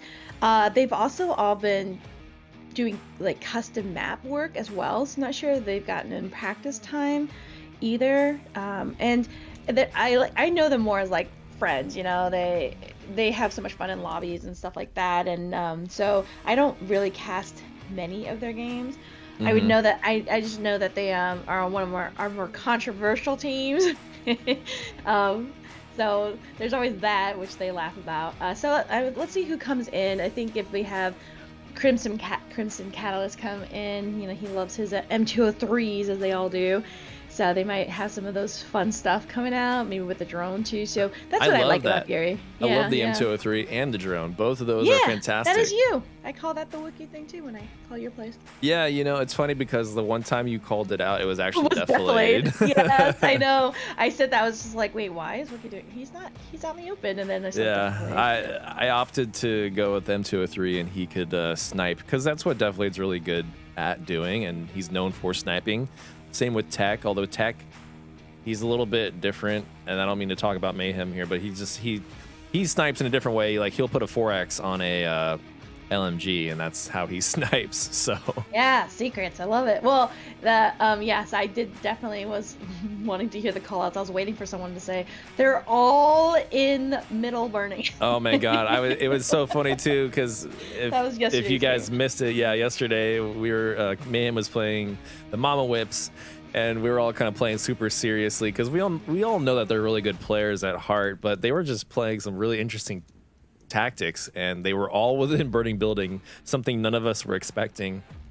And then Calchop grenades half his team inside that building. So that was a very interesting experience. But enough of yesterday. We are here to watch French Onward Union duke it out against Fury. And these, as the tournament progresses, these rounds get more and more intense, because all the teams are, not only are they getting, you know, more tired, because like this is a worldwide event, and I don't know what time it is for the French players, but I have to reckon it's getting pretty pretty late Like in the 9 evening for them. maybe? 9 Like, p.m. yeah, somewhere 8, 9 around there. p.m. Yeah, it's noon on the West Coast, and they are typically 8 hours ahead. So yeah, this will be interesting because we're pretty much in that middle note now of the tournament, and so people are going to start getting tired and making mistakes. Yeah, for sure. And just looking at the stats, Quarantine is it's their second most played map for Fury, and they did rather well on it. 58% win, but that's like I think the highest for their season. It's interesting because their lineup really hasn't changed much, even though they added TFH. He's been playing with them for so long. They did lose some longtime players such as Snakebite, their former captain, and Shelby, but this has been the same crew on Fury, so I kind of expect them to do well, and I'm gonna go ahead and look up French Onward Union as well. Yeah, we're just waiting for 2 members here from Fury's side. I apologize, folks, for the delay. Looks like something's going on though with Fury, so we're just waiting for them to fill in the ranks here. And it does look like Quarantine is one of the weaker maps for French Onward Union as well. So a weak map for both teams then? No. It's stronger for Fury. Oh, okay. So I would expect it, but so basically in the last round, if you didn't catch it, French Onward Union, they capped right in the open when it was 1v1. Like, sort of in the open. He was under a lot of smoke cover. I mean, not. I guess not in the open in the sense that it was right in front of the enemy, and it was just really hectic right beforehand. So he really could have gone for the kill, but he went for the cap, and it was just so insane. So that they may be like riding off of that high. You know what I mean? Yeah. That victory. Yeah. So there's that. Fury just had a great game against SEAL Team Bravo. I know I was watching as soon as our games were over, and it was really neck and neck, and they brought it back, I think, it was like a 3-1 or so, and they brought it back up to a 3-3 and narrowly missed it to SEAL Team Bravo, which they're a great team too. So that was very, very close for Fury. So let's see how it plays off in this round. As soon as we can, we're gonna just check in real quick and make sure that there's not technical issues with the lobby. I think there might be technical issues. I don't think the lobby is the issue. I think it's Fury. There's only 2 members sitting here, so I hate to throw it over to a intermission, but I think we might just do that while we wait for these folks to trickle in. So bear with us, guys. Thanks.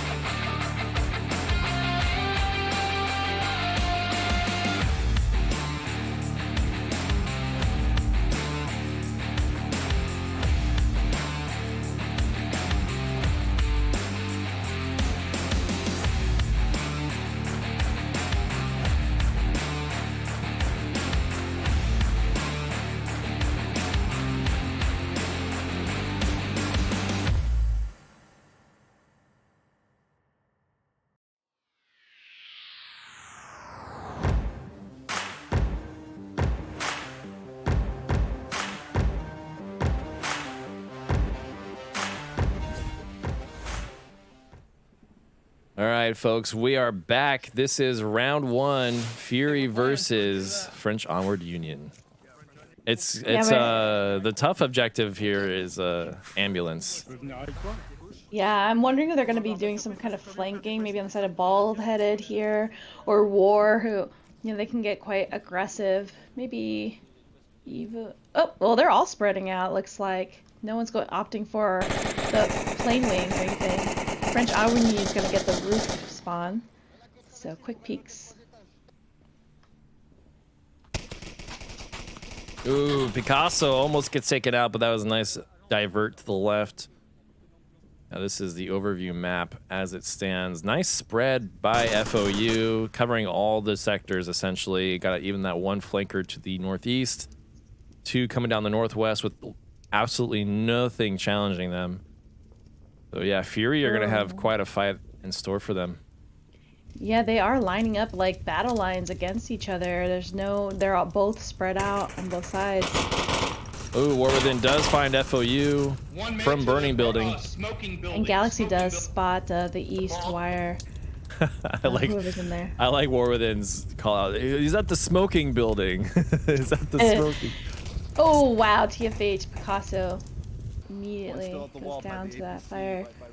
Yeah, unfortunately, I did miss that kill, but I'm sure it was a nice pick with the PKM.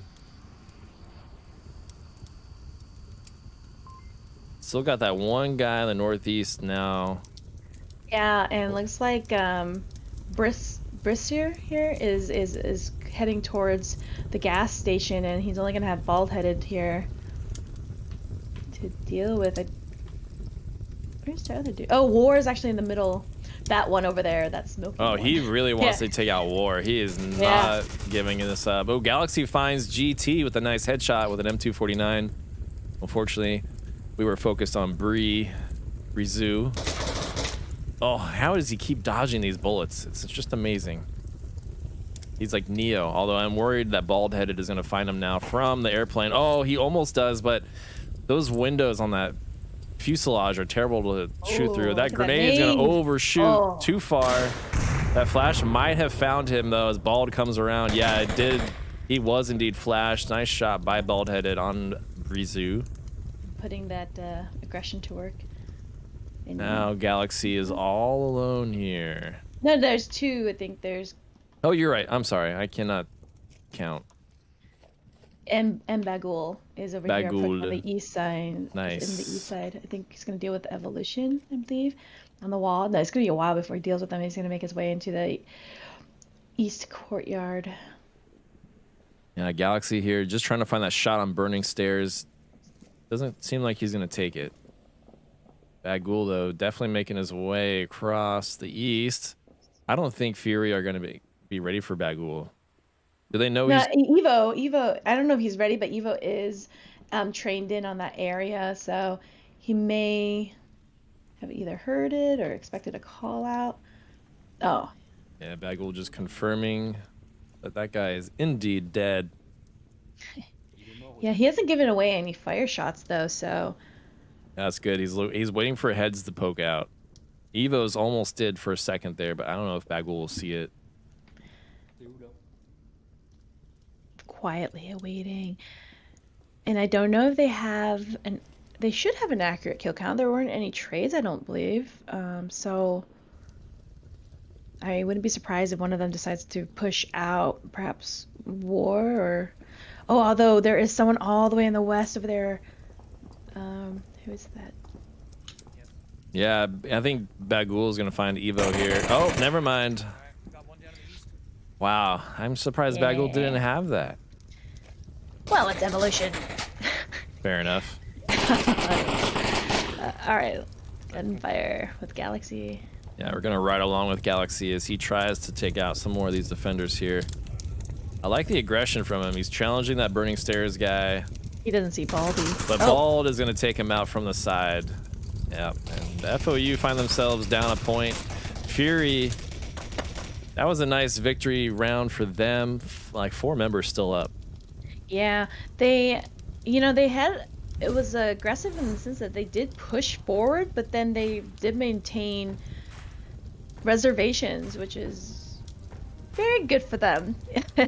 Yeah. And I think partly it's because perhaps they don't know French Onward Union either, and so you do play a little bit reserved in the beginning to just kind of feel out the other team.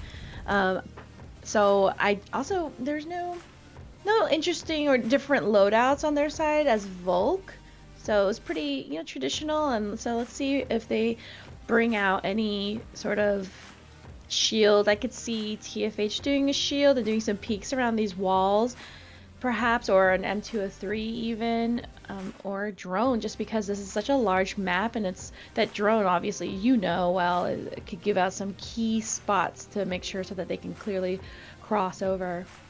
Yeah, absolutely. This is one of the few maps that I believe a drone can really make all the difference in. Especially because, it's such a big map. Like It is. It's obnoxiously big, and I feel like it's a lot bigger than people sometimes think of it, just because there is those outskirts that you kind of ignore sometimes. I mean, there's even courtyards I don't even think people know you can go into on the the west side.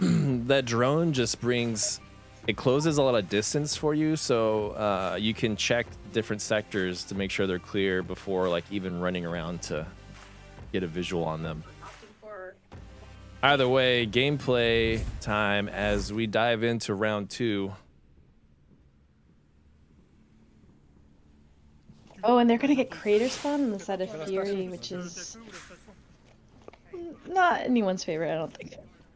Yeah, this is a more difficult spawn for ambulance, but it does position Marsoc better in terms of crossing to the south and having that eastern position.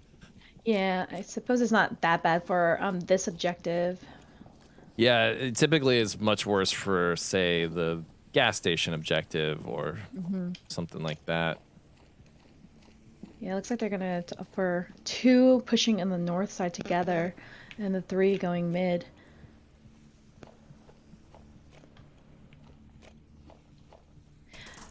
Oh, I was gonna say Evolution was in such a good spot here, but it's out in the open. But he was quickly looking for anyone taking position in the south. Ooh, Galaxy took out GT as he ran up the stairs on that east wireframe.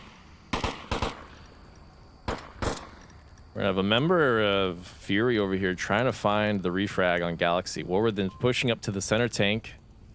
Yeah, Matt here is only down. He might be in a position to give some call outs. I don't hear any coming from him. There might be clicks though, or within here, right in the tank. Gonna check middle. That smoking one over there, as you might say. Yeah. Of course, you always know there's gonna be at least one right in the courtyard, so he should be looking that way. I don't see anyone looking that. Oh, Evolution is making his way around the south here. Galaxy is like trained. I think he knows War's there. Yeah, I think so too. All the lasers are kind of pointing at him. Well, one laser.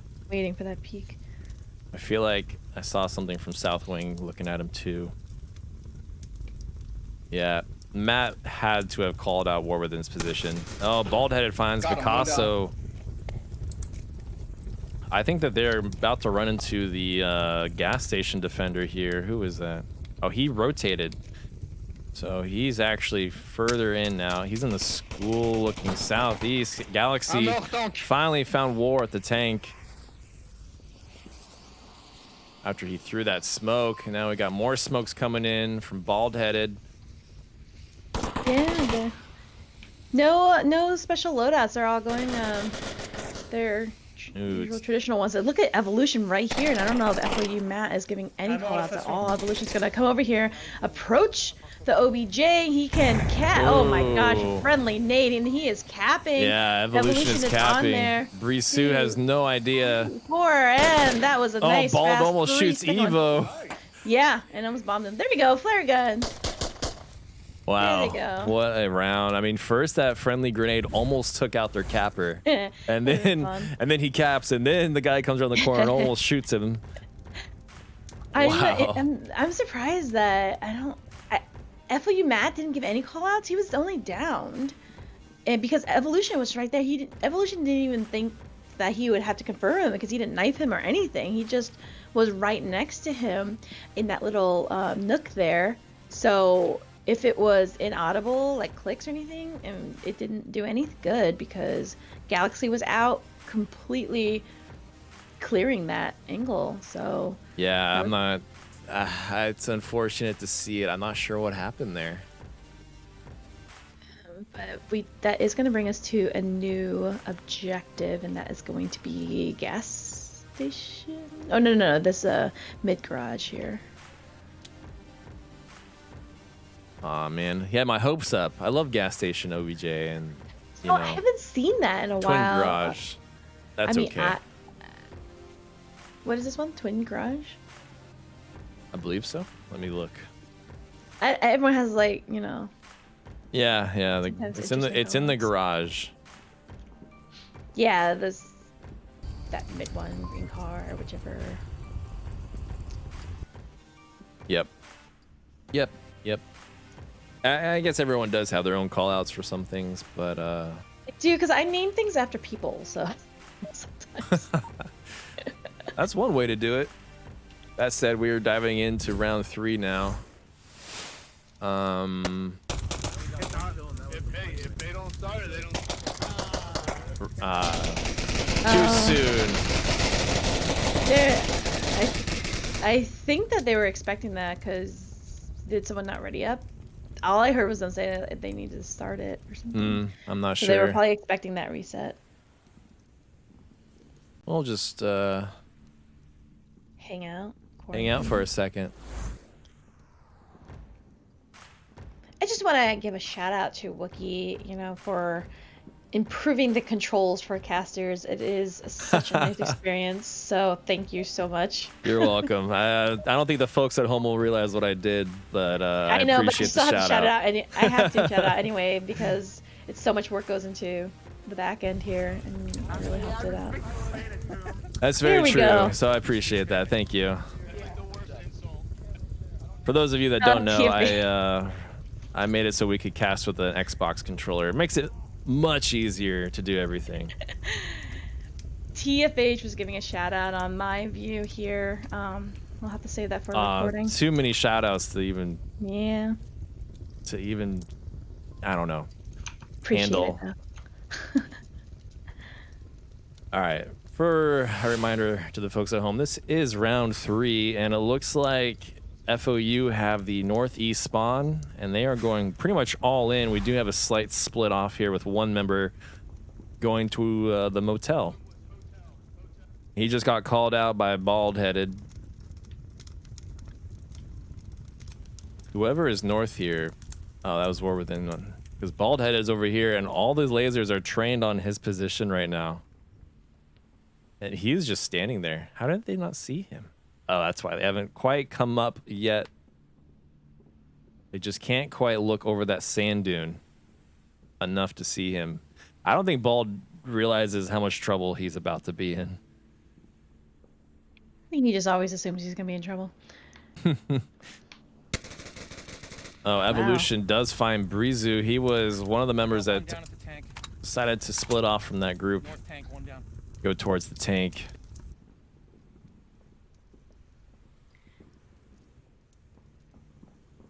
Oh, I think he sees motel. Oh no, it's just so funny with the lasers because you're like, oh, he sees him. No, just those lasers are deceiving.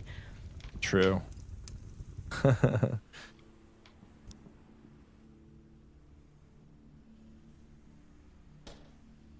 Ooh, Oh. nice headshot from Wow, just a Bagul. just a one shot. That's the most satisfying thing to hear a guy take one shot and be like, man down, you know, or Wow. target down, whatever. Target down. We do Whatever have the French say. Bald headed. You're right. He did take an aggressive push over here. He's running for the roof side, and he's gonna be meeting.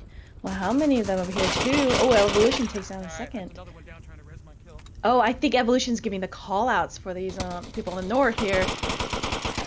And that's safety. Bald does find Picasso, and Galaxy will get a refrag on Bald. Galaxy's all alone in the north now. All of his teammates dead, and we have that one sniper from Motel, though. He is repositioning, getting a more aggressive location from that little overpass, freeway overpass. Yeah, he needs to take out Evolution. Evolution isn't really aware of him.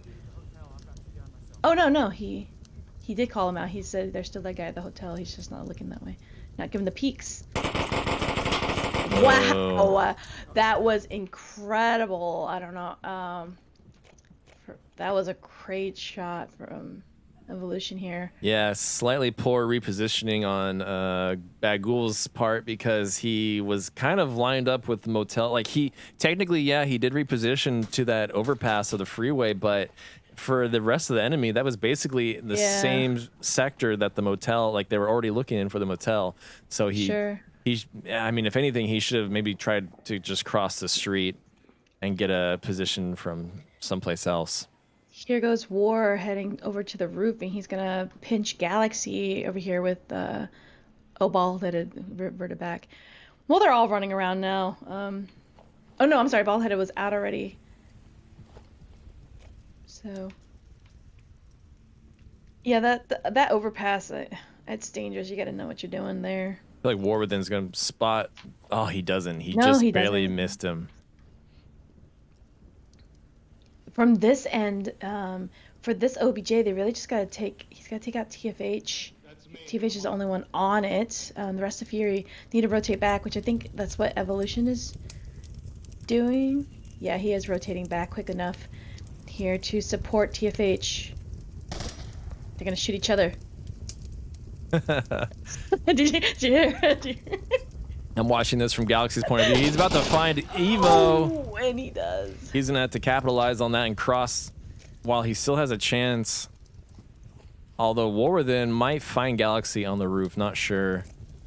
Nope. Galaxy is in perfect position to avoid that roof altogether, and Galaxy is going in. Although now he just exposed himself to the roof, and he will get taken out by War. Great one, and that is a shutdown from Fury going up 4 against French Onward Union. And again, I think what Fury had here was the familiarity and coordination of this map, at least for this past season. FOU, only getting a quarter of their win on this map, and I think you could tell there wasn't. I mean, Quarantine is just, I think, one of the most difficult maps. You have to know it so well and know your team so well. I mean, even TFH and Evolution almost ran into each other with the team kill there. But yeah, Fury does go up 4, taking that. Clearly, this is Fury's better maps. At the beginning, at the top of this round, we were debating, whether French Onward Union had a chance here, and I think that's part of the challenge with the Challenger Cup is that you don't get to choose the maps you play. You have to be good and proficient at all the maps here. So that is definitely plays towards certain teams' strengths better than others. Yeah, and it's interesting that you start on Downfall, which is such a difficult one too. So it's like that can kind of change your momentum on the get-go. For sure. All right, that'll do it for round 3. Stay tuned. We're going to go try and find another match to jump in on. So we'll see you guys on the other side.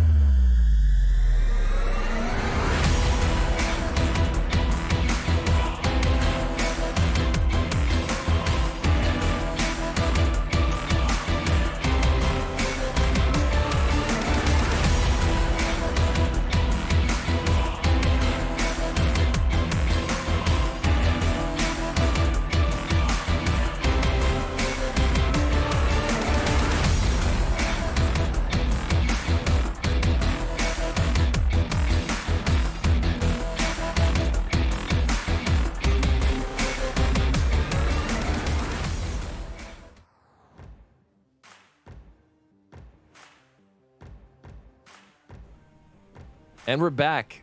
Sorry about that, guys. We decided to join Riot versus Dead Logic. Now we're just the current score is 2-2. However, there is a problem. Both teams are waiting for one of Riot to show up. So, fortunately, a member of Riot has knocked his computer off his desk, or something happened, and so they're just waiting for him to return to us. Now, Troll, I know that you're familiar with like Riot and Fury, but what do you know about Dead Logic? Because I admittedly don't know too much about Dead Logic.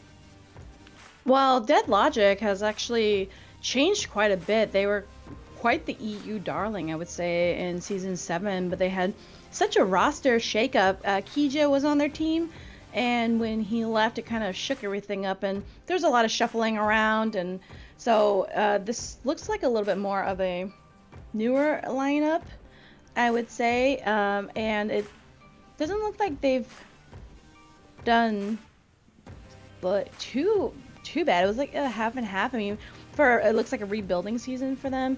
Quarantine is their second most played map, though they played Downfall and Quarantine a lot this season, which those are, one of the harder maps to learn. Quarantine not their best as far as stats go, but with their lineup today, who knows? I think they're an EU team, so that's true.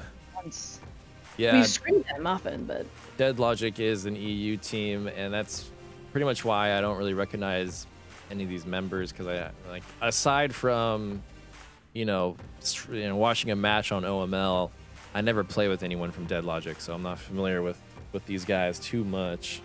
But thank you for that insight into Dead Logic. I mean, it's unfortunate because this is such a close match between these two teams, and Riot may have to just keep playing this. Yeah, they'll have to eventually, because we can't keep them waiting for too long. But playing 4-5 is not the end of the world. It's still doable, and if that's the case, and Dead Logic is being quite graceful about the wait time. Neo did join their team again, and it looks like their captain is in the NA US, and as is Neo on Dead Logic side, but they do play EU hours, just work hours and such.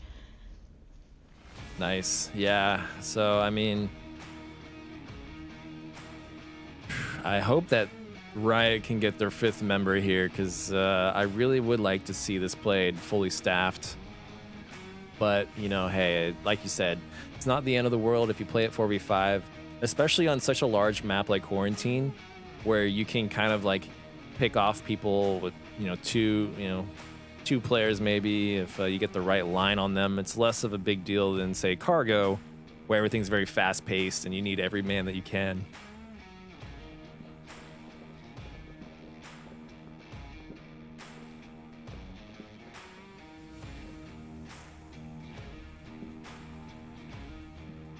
Yeah, it looks like the other matches are starting to wrap up, though, so we'll try and get this one started immediately. We'll try. I can only DM so many people. But I did just get word that their 5th player is booting up into Onward. I'm so relieved to hear that their computer didn't completely fall apart and explode. Because knocking a PC off the desk onto the floor, yeah, you can't just band-aid that and move on. That sometimes will cause some epic failures to happen.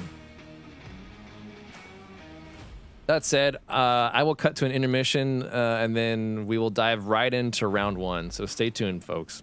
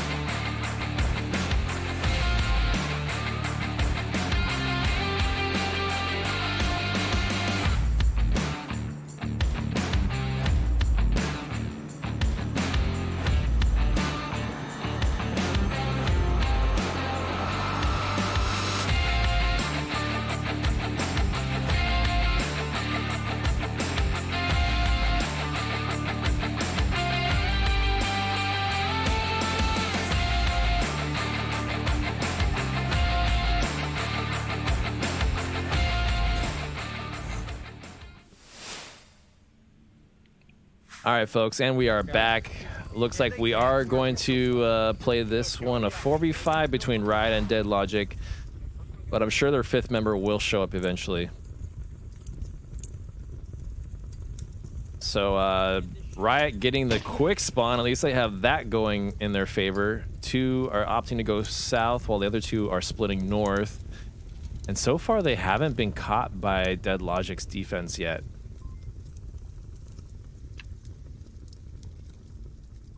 Yeah, I heard, I dropped in and heard Dead Logic say they're gonna play even harder now, so they still are, you know, taking it really seriously, so Riot must be giving them a run for their money this game.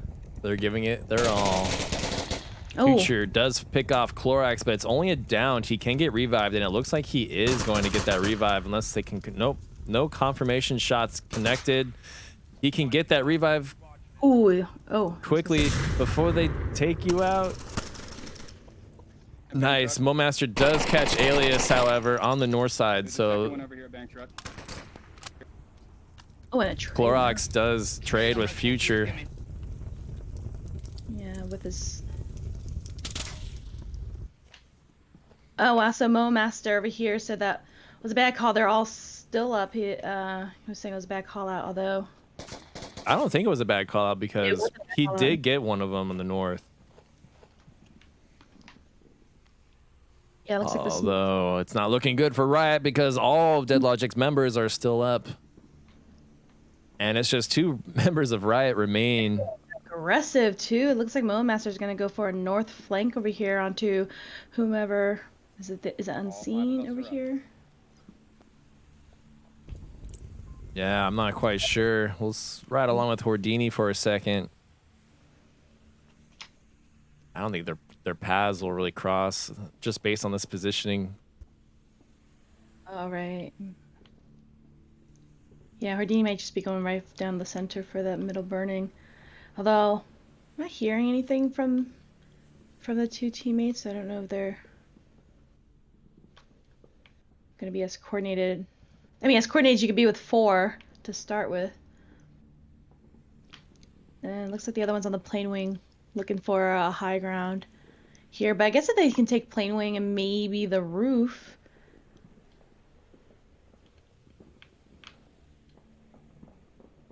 No, Unseen's not going to be able to see anything.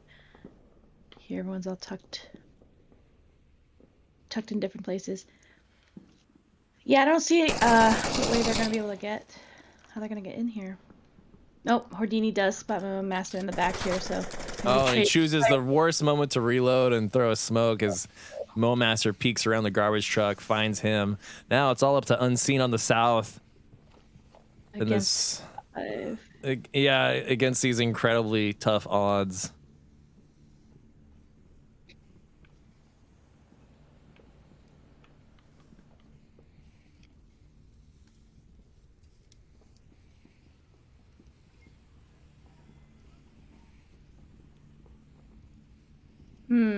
What would you do, Wookie, as a... If it was just me? Top team, yeah. Ah, geez. Okay, with only 2 minutes and a half on the clock, I would probably, man, that is such a hard question, because I hate being the last guy standing. Yeah, you always are. Yet I always am, usually. Yeah, no, I would probably loop back around the east side, just run across South Dunes, wrap around the east side, and then I'd push up from the center. Maybe center tow trucks. Oh, wow, great pickup. Yeah, by Unseen. He picks off Momaster. But Furious... Oh, no, I'm sorry. Who's that? Novius? Oh, they all know his position. They're zeroing in, though, so... That's exactly why I would avoid the south push, because it's so easy to get trapped there. But if you approach from the center, you have a bit more options to split north or east, south. Either way, Dead Logic will pick up this round. And it does look like we have all the members back from Riot. I see why they're waiting. Sweet Bean is not who you want out of the game. I was trying to figure out who was missing. Yeah, I can see that now. For some reason, I'm not seeing a scoreboard. Just bear with me, guys.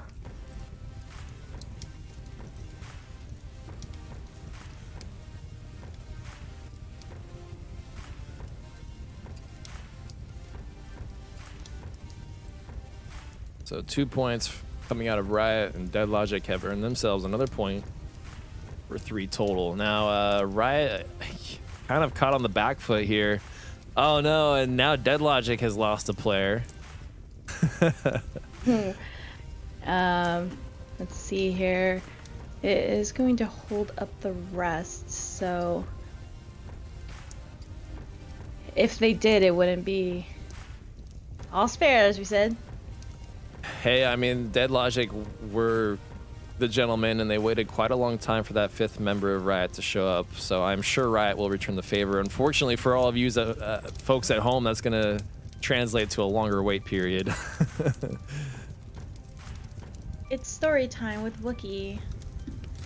I think, Tell us. you know, let's have a bit of an afterglow, shall we, on that last man standing. Unseen, I think he just felt the pressure and the stress and stuck to that approach. Sure. You know, and I don't blame him necessarily for making that mistake, especially because, you know, Caster Vision's 2020.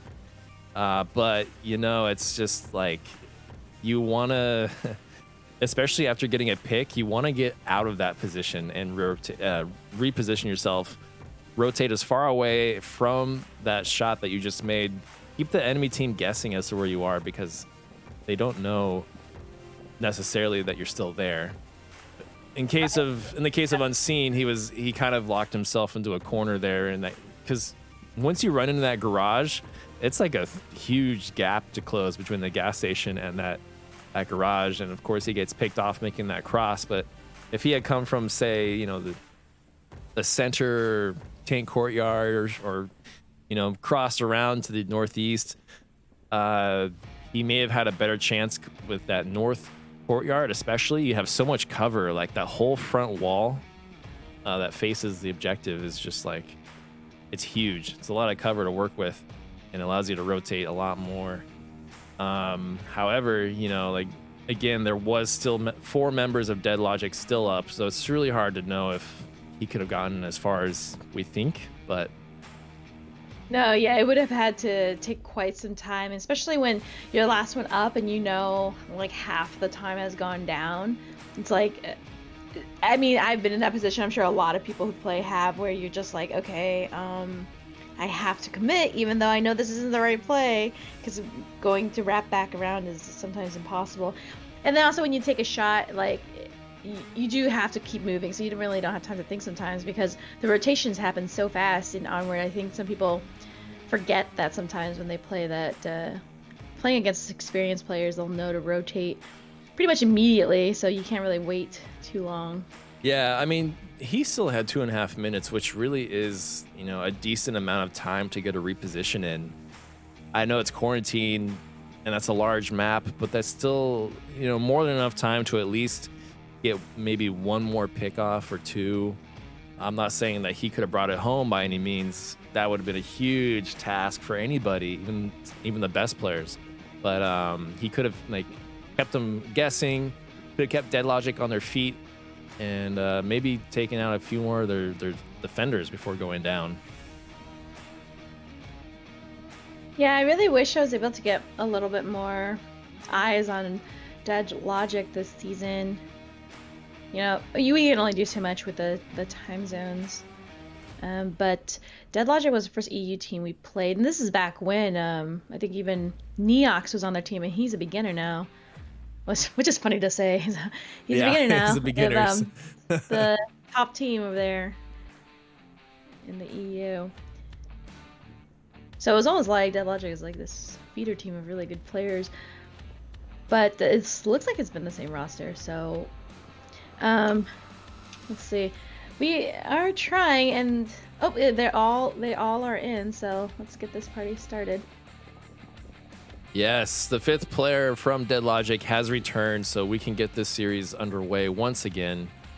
Current score, Riot has 2, Dead Logic 3. Now we just need to see if Dead Logic can bring it home, or if Riot are going to put up a fight. Definitely could in the North Courtyard objective. So many little hidden capping points here. And Riot is back in with only 4. I think that's a glitch. Oh, okay. Oh, there we go. Yeah. Wow, that was fast. They were worried too. Yeah. They were like, where was he? Oh, yeah, that looked weird on our end too. But yeah, a little happy dance there because you need sweet bean jelly. Yeah, you do, especially if you're Riot. He basically did a lot of the grunt work on Downfall. Hitman's gonna find Hordini, however, right off the bat. Nice headshot coming out of that. Sweet Bean identifies 3 targets now. He's really going at it. Yeah, I'm watching him. His little dance here. He's on it. And it looks like we got someone on the plane wing. Is it Xandria? That's a lot of investment in utility right there. I'm not sure 2 smokes is Yeah, really it's necessary.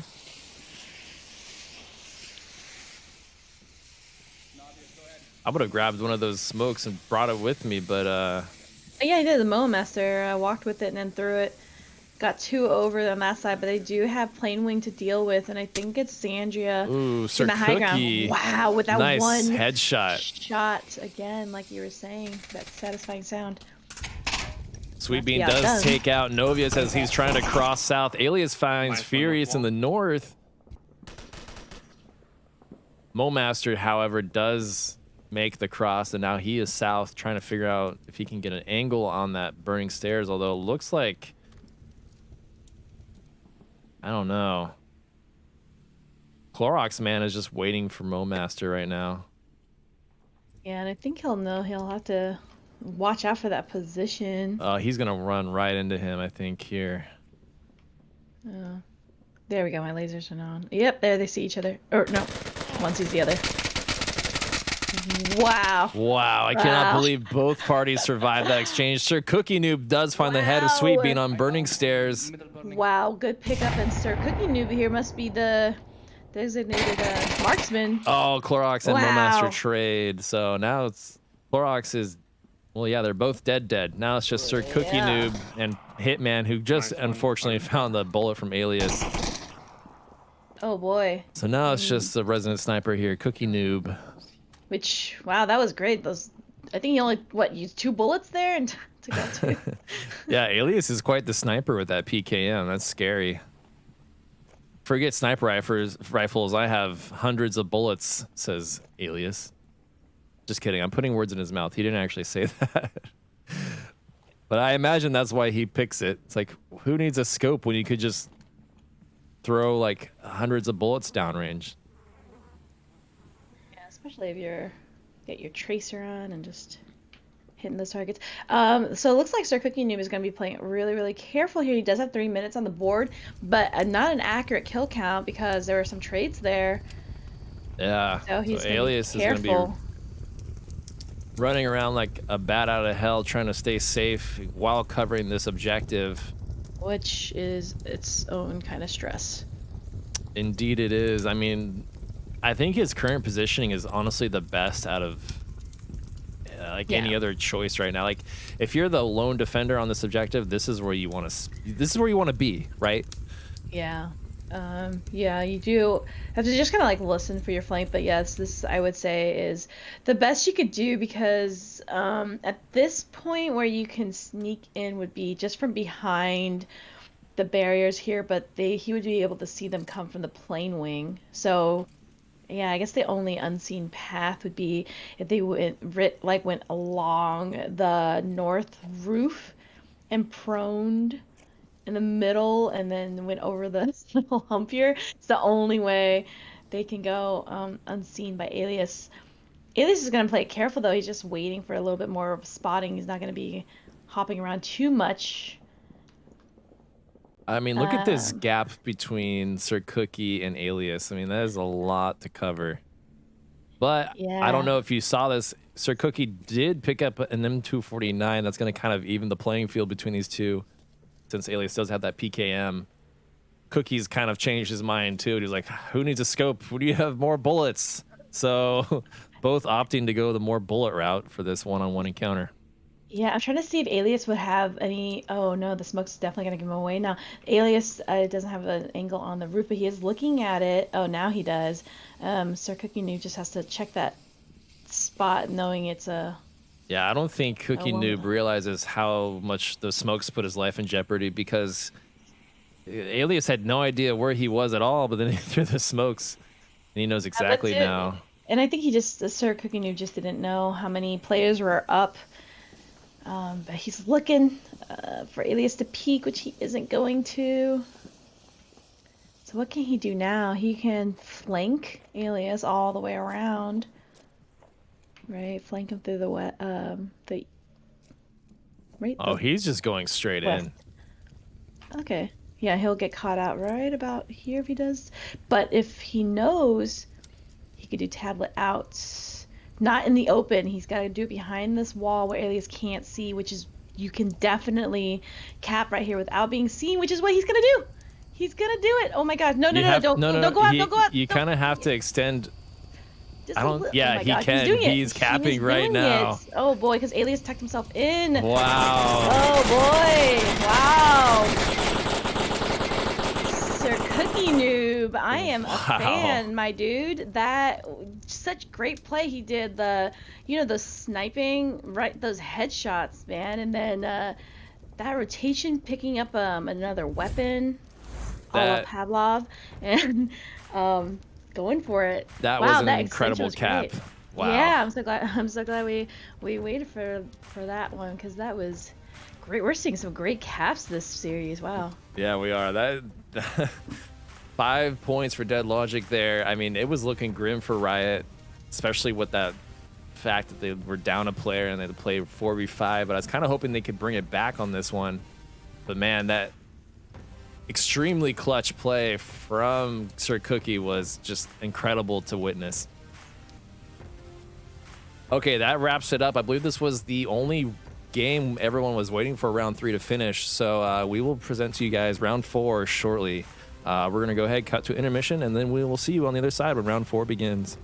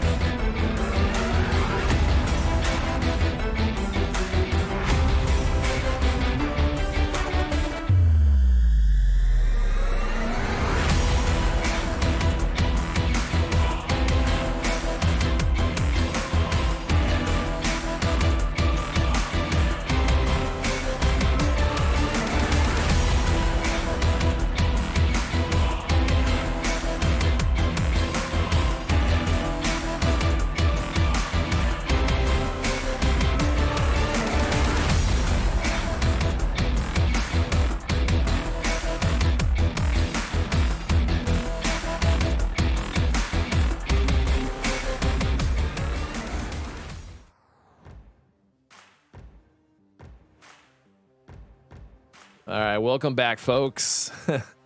Thanks for waiting. It is now SEAL Team Bravo versus Berserkers, aka Brisek, as the abbreviation would suggest. Now, this is a I happen to kind of know Berserkers, and they are a mostly Russian team, except for Ree. Ree is West Coast, but he's from Russia. So it's kind of odd because Ree's, you know, being on the West Coast, he has like really strange play times with his team. But I will say that, what time is it? It's like it's like 5 after 1. So it's almost like 9 o'clock in Russia or something. I can't, or it's really late. It's Germany as well, and yeah, and yeah. So they're Czech Republic. Yeah, definitely a mixed team over here. And we couldn't decide on how to say their name because they told us once, but I still feel like it changed. Berserkers, Bersek. Yeah, everyone wants to call him Brisek, and I don't blame them. But in a private DM with Partisan, he's like, yeah, we're Berserkers, but it's like a play on words because we're Brisek. And I was like, okay, so you're Berserkers. At the end of the day, you're just shorthand Berserkers, I guess. Either way, it's going to be a crazy match between these guys, Berserkers and SEAL Team Bravo. SEAL Team Bravo are, you know, known for that really slow, methodical kind of playthrough, whereas Berserkers are a mixed bag. They will go slow, they'll go fast, they'll go high, they'll go low. You never really know what they're gonna do. Well, I will say that there is quite the scoreline between them. SEAL Team Bravo climbing the ranks. They have seasoned players. With Bersek, I think they're a little bit newer, but Bersek is there's quite a lot of spaces in between them. 14 to the 41. 41st place. So the difference being in maybe they don't know each other as well, and then also SEAL Team Bravo doesn't have. They're missing Cool Breeze and Seth Bowden, great players, but this lineup is great too. They got Stay Calm, Diesel, of course. So yeah, do you want to go over the roster really quick for both teams? Sure. Well, on the side of Marsoc, we have Bersek, Young, I can't see, so it's Young P, Ree, Partisan, Tankist, and Vladik. And then SEAL Team Bravo's got Raz, Stay Calm, Drunk Drummer, Diesel, and Only Ike. I believe Only Ike coming from another Delta, I think. I think. I mean, all of these guys, solid players all around. Yeah. Stay Calm coming from Rookie Bootcamp this season. Yeah, he's doing fantastic for his first season. All right, that's enough talking from us. However, we will be diving into round 1 here. We have Burning House OBJ.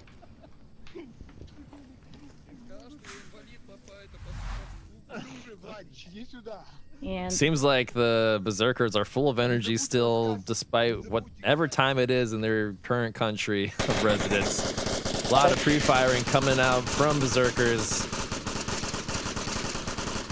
Doesn't really seem to impact SEAL Team Bravo too much. Oh yeah.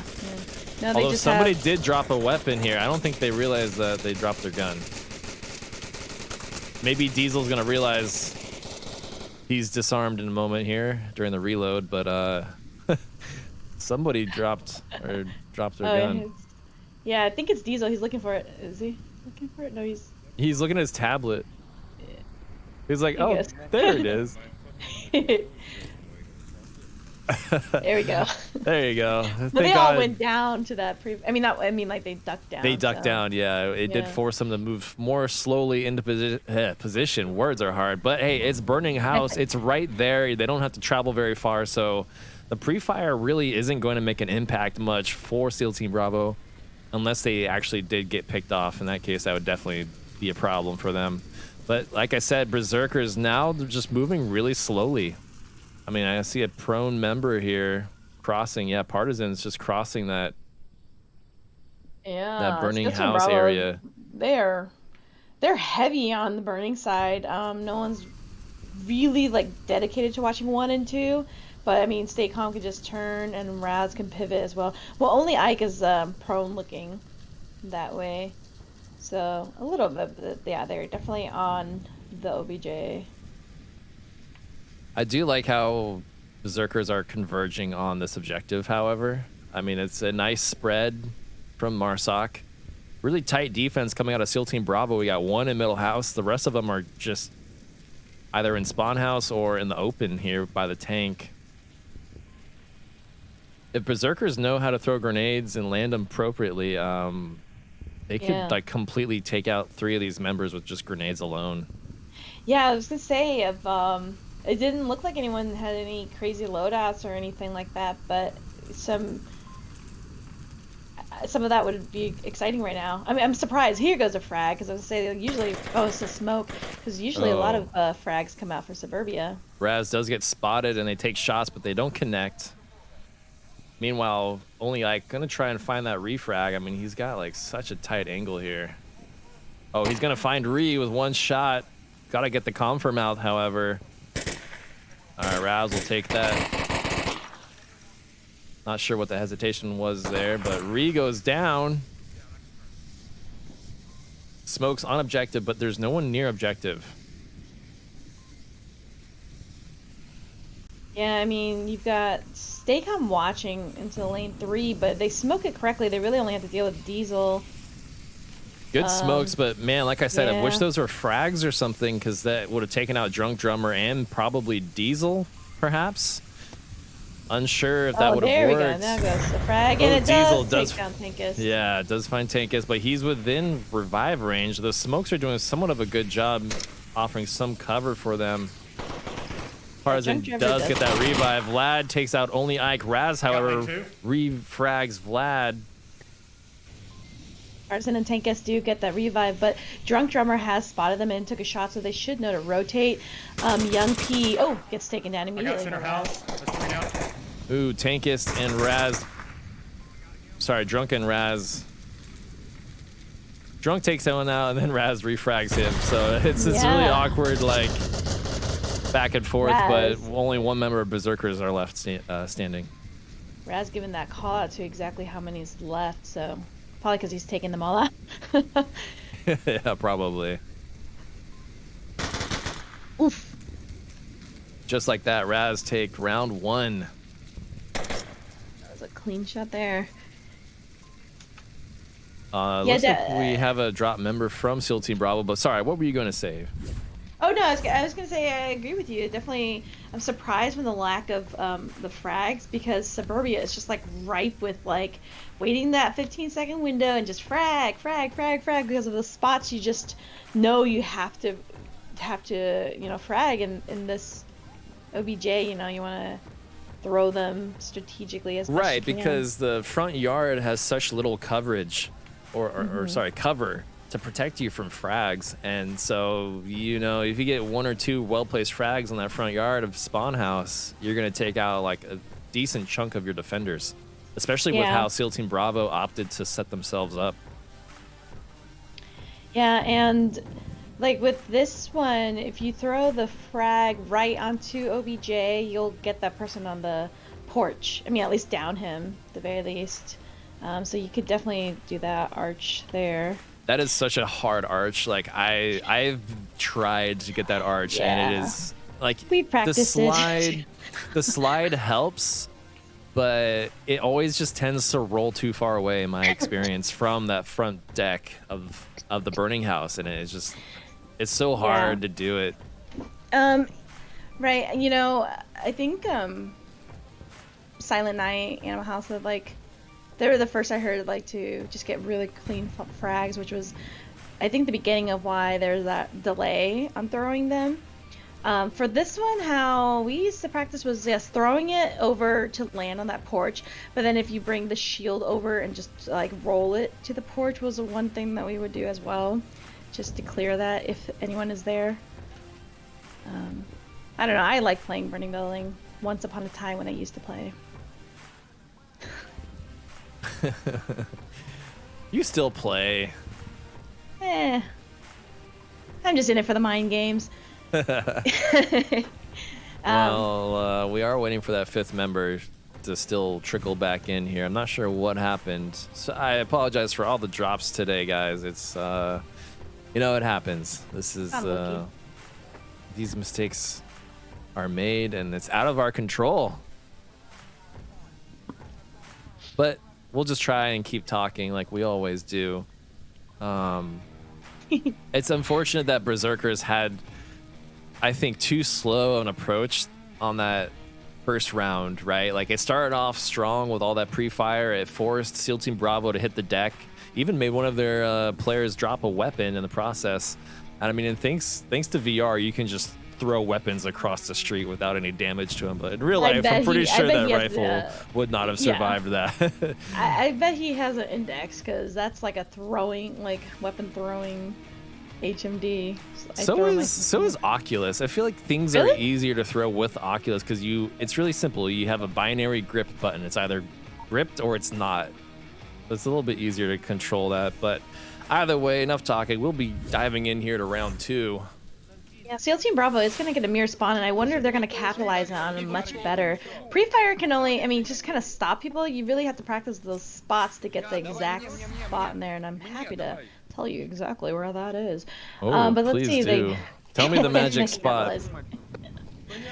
Oh. Drunk drummer. He's got it. Yeah, he sure does. All of them had to hit the deck before they got taken out.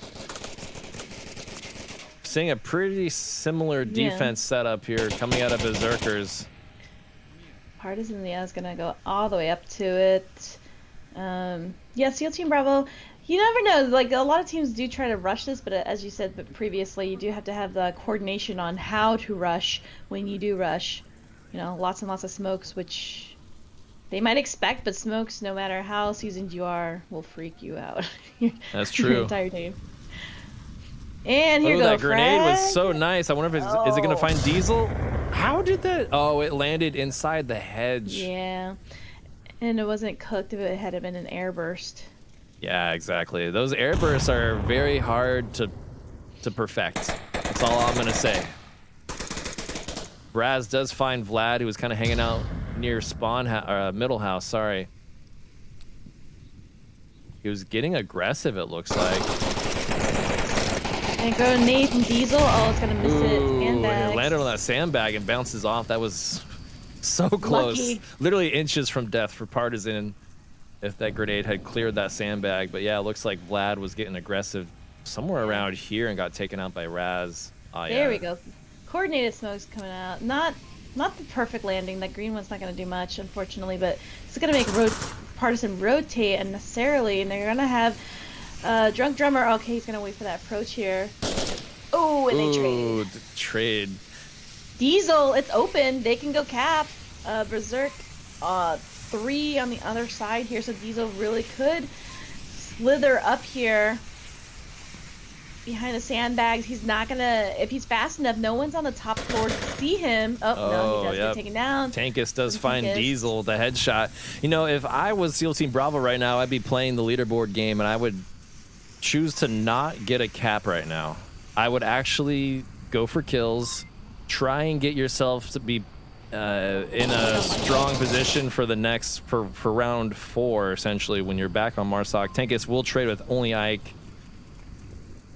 Right, I mean, SEAL Team Bravo, if they can get a Marsoc win, then they started on Hulk, so that would be good for them. Right, because, you know, the way this tournament is based, it's a differential of points. So not only do you need to win, but you need to win with a large lead, so you don't quite tie up as closely with other teams that have similar score lines. So ideally, you know, SEAL Team Bravo, if they play their cards right, they'll win this, and then they'll win Defenders.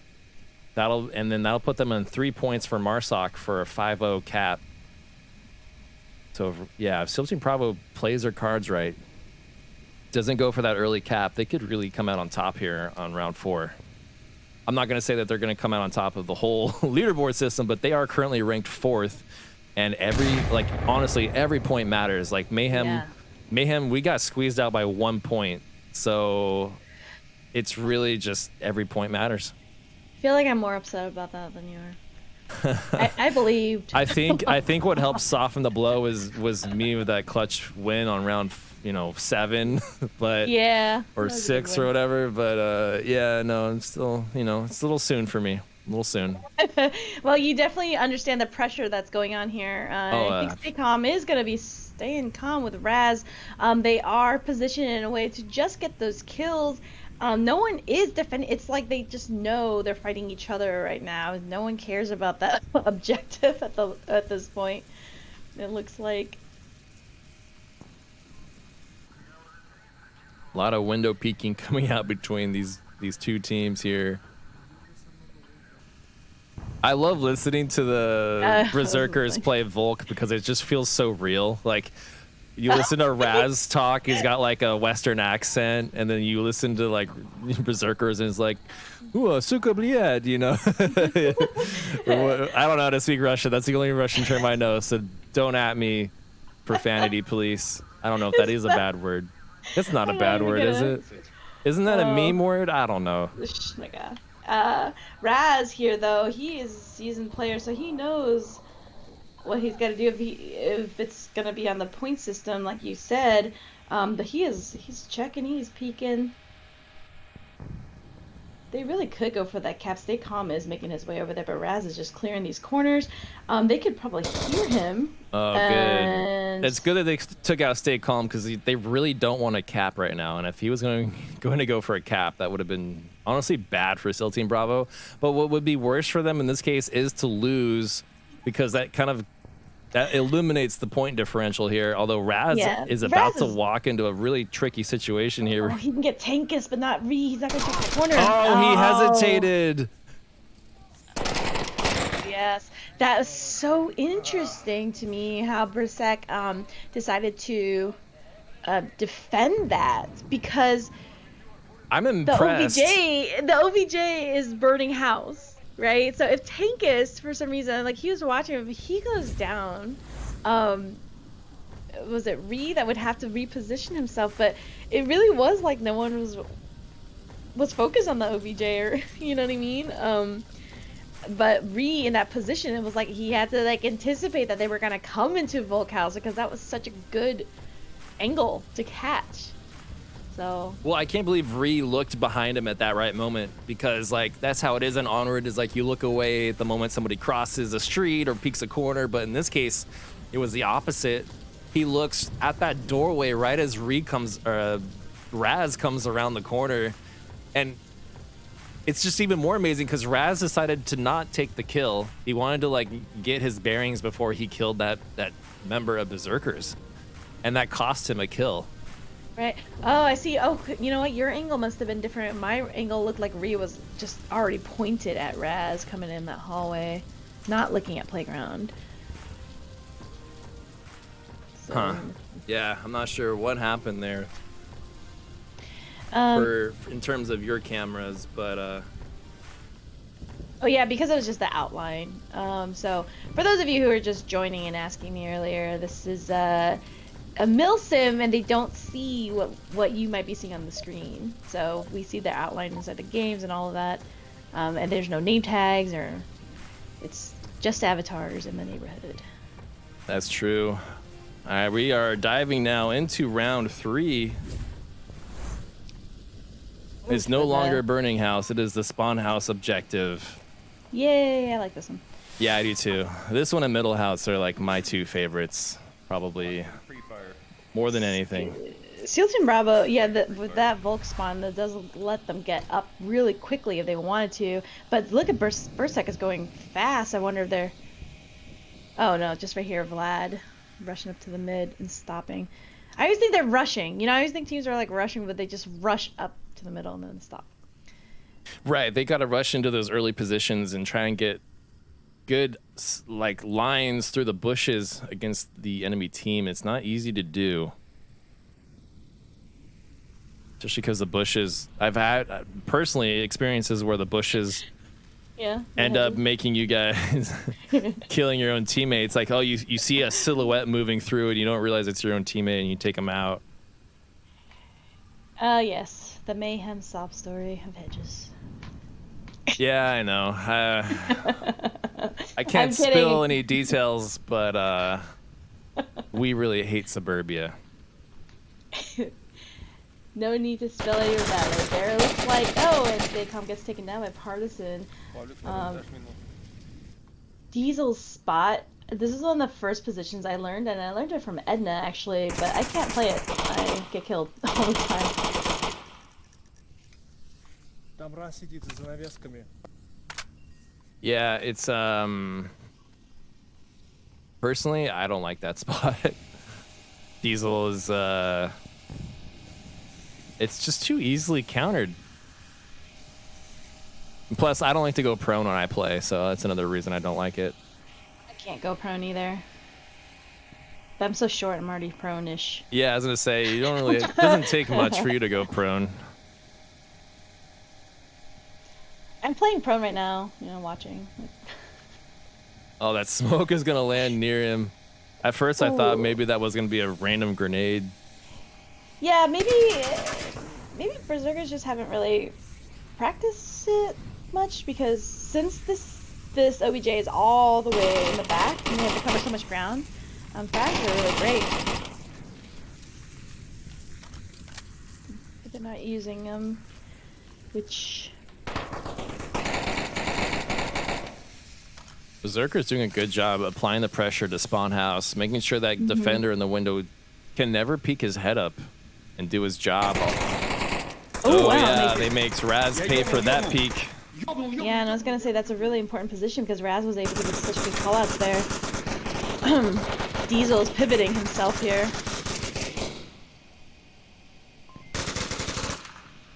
As he And should.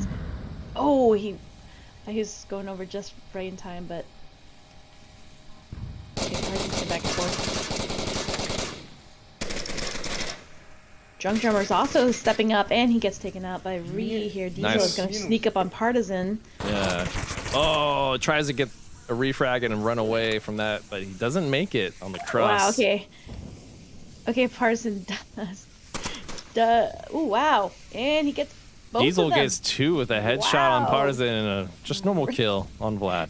I think it was during the pickup, like he went to go pick him up or something. Probably. Yeah. And now we've got the Young P over here.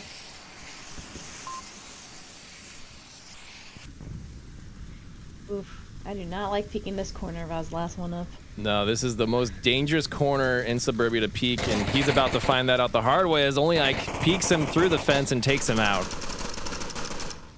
There we go. Yeah, I think that maybe sometimes newer teams don't use utility as much. I don't know how new they are, but again, like I said, there's not as many frags. Like I would usually count 5 before we move anywhere, because that's how many a team can take, right, on one side. But I guess I was a little bit spoiled because we had people like Fino on our team who can throw them perfectly into a window anywhere and land them. That is so hard to do on Suburbia because there's all those little grates. I mean, panels. there's so much footage of him doing it so perfectly. So, I'm just thinking I'm a little spoiled from how useful nades are, and Landon on SNC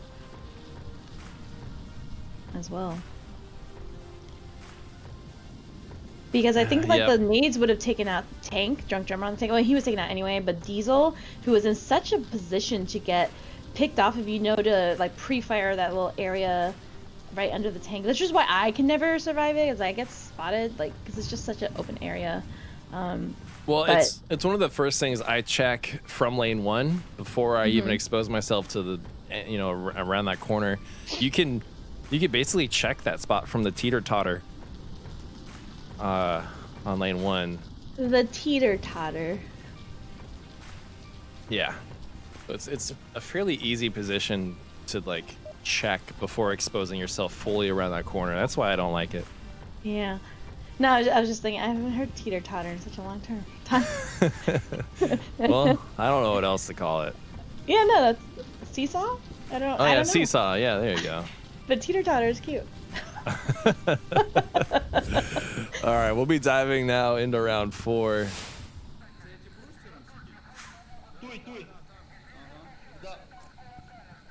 Duh, that I understand. I wonder what like the people on the radio are saying, Right? because they all speak Russian, and it'd be hilarious that they're just talking about no, we need to get more turkey over here. We're out of turkey. Like if it's just like Something So, not like, war from, like- related. yeah, it's just like from like a recording of like a Russian kitchen. It's just you add some radio effects to it and call it a day. Drunk drummer gonna do a bit of pre-fire here against berserkers. Nothing is really finding anyone. It's just kind of keeping everyone suppressed. That grenade found nobody. Young perp here, he did throw it, and he's going for that flank right behind, completely under fire. No one's catching that because he ran under the suppression. That is an insane flank, and he's gonna find Drunk. And Diesel's gonna Raz be did now. just kill one of berserkers. I think in spawn house. Oh no, lane 2. But man, Diesel is now Diesel's trying to going for answer that flanker flank, now. but it's not. It's too late. Young P has already moved on. Yeah, I don't know about flanking and then doing the callouts. I don't know. It's like you gotta flank and then move on to your next target immediately because Diesel is. Well, that does distract Diesel though. Young P did everything right here, in my opinion. Oh, there he goes. Back to it. And it works out in his favor. Diesel Fantastic. wasn't ready for that corner to come. It was crazy because it was like he was, and then now we do have, I think, Stay Calm now is coming back. Yeah, Young P just completely caught him off guard around that corner. Yeah, let's see if he can do it again to Stay Calm, who is very aware now of the flanker, seeing two of his teammates get downed by the back here. This is just incredible flanking play coming out of berserkers. I don't think. He didn't even notice Stay Calm. And did Stay Calm notice him? No. No. Oh yes. But he might find him here. Yeah, here. Is he gonna? Young P just checked that bush. I wouldn't expect anyone to be there, but I would still kind of look at that. Yeah, but they didn't. He didn't. He didn't check. Oh my goodness. Young P is gonna come around and find Raz and only Ike completely off guard. Yes, but Stay Calm. Oh, that trade. Wow. Jinx. Well, that evens things up a little bit for SEAL Team Bravo, but not quite. Wow. Berserkers still have 3 members on the defense, and they are really packed in tight on spawn house. I think Young P was like, I want to get some kills on the board, and he went for 3, and he got 3. So he's like, I'm good. I'm good now. That was an impressive flank, no doubt. I mean, if you can take out 3, that's amazing. Take out 4 and 5, superb. Oh yes, that's one of my teammates. That's his claim to fame. He loved it. We let him go on a flanking. Just took out 5 people in suburbia. You can though. I mean, it happens. Yeah, if you got a good flanker. Yeah, absolutely. Like, yeah, why not? Yeah, you can why do not? it. Let me go. It's this classic gameplay that we've always come to see from SEAL Team Bravo. They're really just taking their time. There's no hurry. Even on a small, tight map like Suburbia, they are in no rush. Although I would have expected them to reposition a bit more now. Oh, right. Yeah, Raz has stayed there, but maybe he just felt like the flicker was down and wasn't able to get that call out. Well, he's about to get picked off here, I feel like. After throwing those smokes, in my opinion, you should never peek a corner you just threw smokes from. Just in case there's that one defender watching it. And, okay, good. He makes a smart decision here, backs up to middle house. Good teamwork and cohesion coming out of Raz and Stay Calm. Like, Stay Calm's watching his flank. Raz is kind of doing his thing. Although now they are splitting off. Yeah, and they've got minute 40.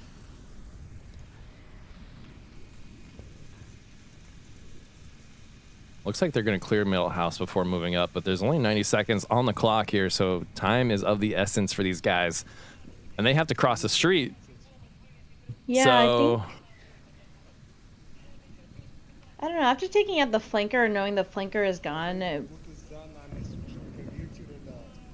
they can move a bit faster, I think.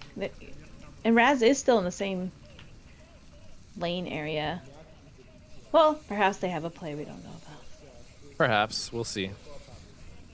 But everyone is looking that away. Just still waiting. Ooh, wow. Raz gets that cross. I think Rio was looking away at the time, and Raz is crossing the street, but Vlad is right there waiting. Ooh, Stay Calm, getting dingus. Ooh, Great I think shot. Raz is pre-firing Vlad, doesn't realize how close he came to actually killing him, and now he's gonna go for that cross and walk right into Vlad's line of fire. Stay calm when at the refrag through the bushes. Oh wow, I can't believe he did get taken out on a tray, but now it's gonna be Stay calm and Oh! Ooh, and Wow. Berserkers win. Wow, I thought Staycom was gonna do a sneak cap right there in the front. You know how you could do it right around the corner? Yeah, yeah. Oh boy. Boy, oh boy, what a trade. Berserk coming out on top of that one. That's gonna be a rough one. SEAL Team Bravo going into Volk. They're gonna have to just prevent that cap from Berserk to hold on. But they did get 2 points up. I think that's gonna hurt SEAL Team Bravo's in their standing. But good play on Berserk, you know, sending Young P around for that flank, picking up 3. And I think perhaps Staycom and Raz, I don't know what they were, if they had a specific play or anything, but Raz, if he was able to get under a little bit more smoke, I think he could have capped, but Vlad there just able to. Yeah, it's kind of, I mean, looking at the score line right now, it's pretty even spread between Berserkers. Yeah, SEAL Team Bravo has a little bit less of a spread, but that doesn't mean, you know, too much other than that I would say that their offensive rounds are kind of lacking, I think. If you're SEAL Team Bravo, you want to have won this already, you know, 4-1, 4-0. Right. Yeah, I would definitely agree. As I said, there's quite the discrepancy between the two teams, and no doubt, like these are still all good players. Staycom and Only Ike a little bit newer to the league than Diesel and Raz, for instance. Raz getting a lot of kills. He did take the higher ground on the second story, allowing him for more kills, and callouts, which often happens sometimes when some teammates have a lot of kills, is they're in that position too, while others are in a position to listen. Yeah, I'm curious to see what SEAL Team Bravo is going to opt to do here for round 5. A little quieter on their end. It's no, too bad. They're really having an interesting spread here. Ooh, and Drunk Drummer does throw out C4, and it lands right there in the grass. It's green. Oh yeah, very hard to see that. I do have a feeling, however, I have a feeling Berserkers are not going to go that way where the C4 is, just based on what we've seen.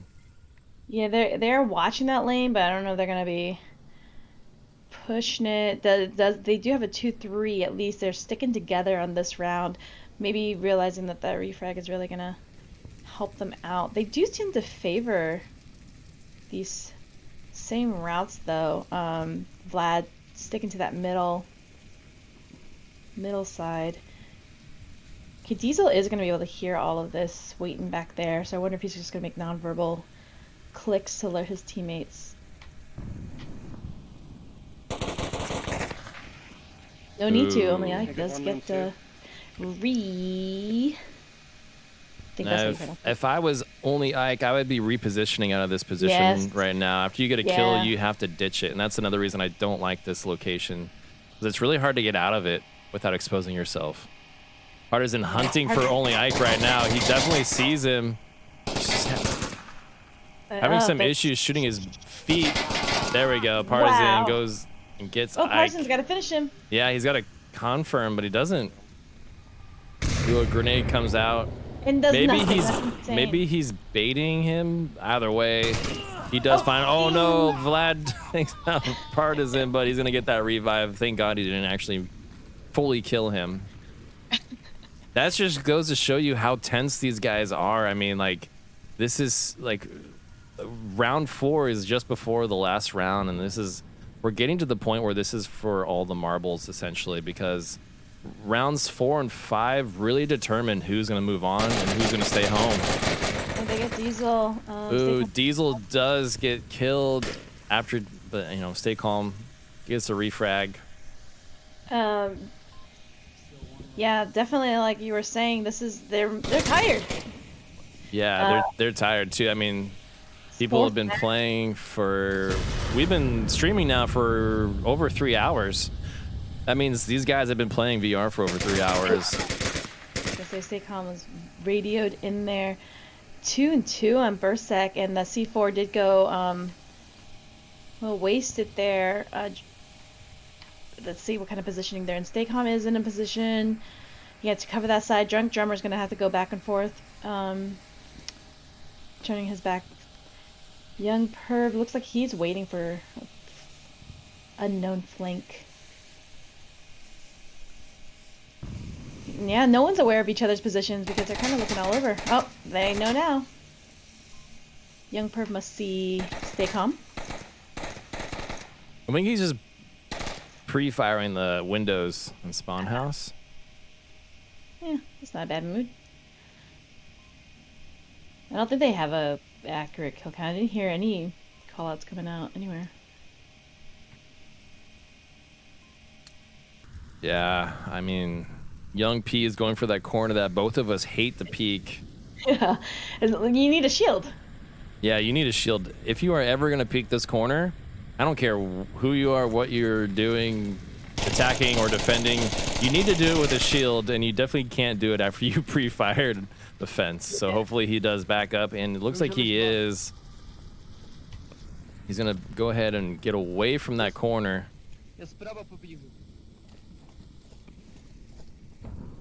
That's good. That's what we want to see. We don't want to see people double peeking a corner that they just fired from. Not on Suburbia. You'll die if you do that. See, Staycom. Yeah, there's no rotation on them. They are peeking here and there. I think that they may be just anticipating that. Like it. Oh, they do get Tankus. Okay. Leaving Young P here. I'm wondering if they know, if Young P knows of at least one of their positions.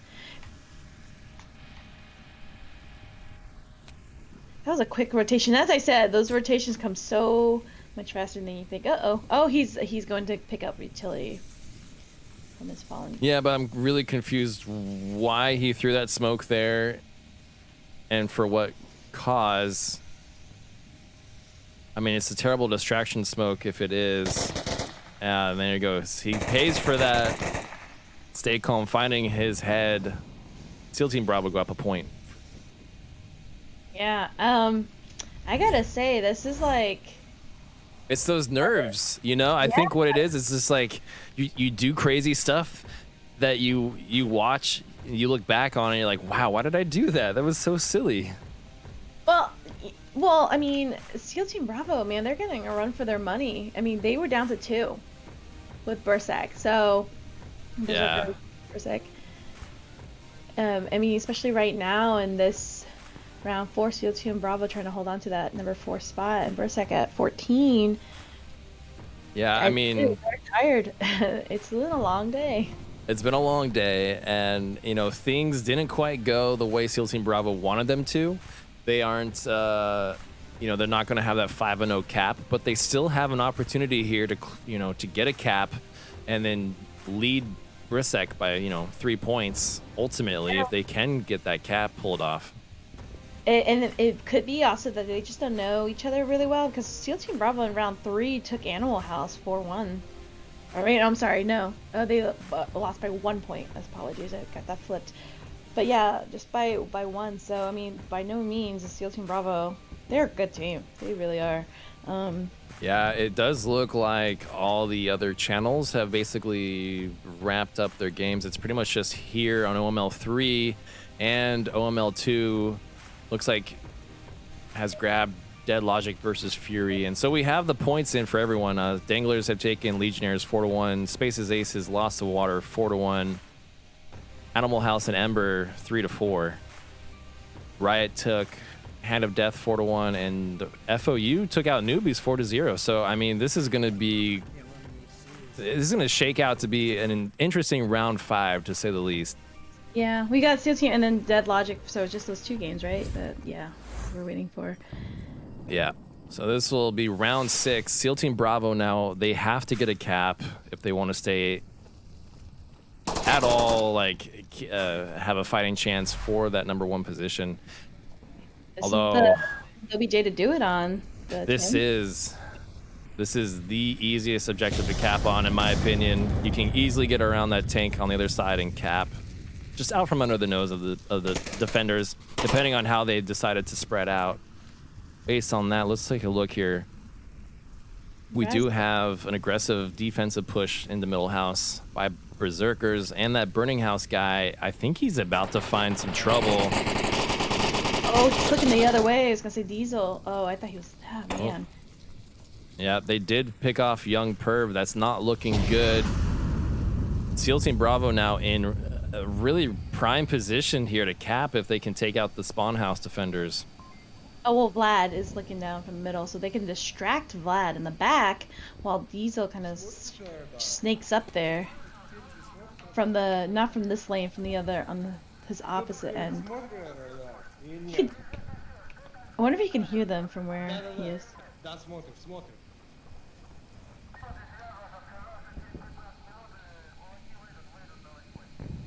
Diesel's looking for a poorly cooked grenade comes out of Diesel. Smokes are coming out, however. Vlad probably hears Stay Calm. Oh, yeah, he hears Stay Calm. The smoke's coming out from downstairs. He's not going to capitalize on it. Oh, it is going upstairs. I wonder if Stay Calm means to... There's so many smokes here that yeah, all these they defenders... are going for that. They are going for that cap. Drunk Drummer is going to be capping right now.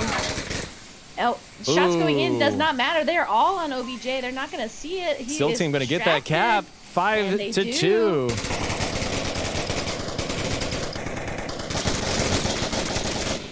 Just like that there. Yeah, that's what they needed. That's exactly what they needed. I mean, I don't know if it'll earn them the top position at the end of the day, but that was really what they needed to stay in it. No doubt about it. Yeah, definitely. They were definitely a team I was thinking can't discount them. Although I gotta admit, I do miss seeing Cool Breeze, Seth Bowden. They're such great players as well. And I think it would have made them a lot stronger. But again, SEAL Team Bravo, not to be messed with. Yeah, Great I mean, cap. they did everything right there. They needed to get that cap, and so they played it slow. They got a couple picks off, and then they just smoked the objective like crazy, and then they went in for it. And even though there was some blind fire from Berserkers, it wasn't enough. He should have laid on it a little bit longer, and he would have gotten one of their attackers, and maybe both. Yeah, they did end up having 3 on there.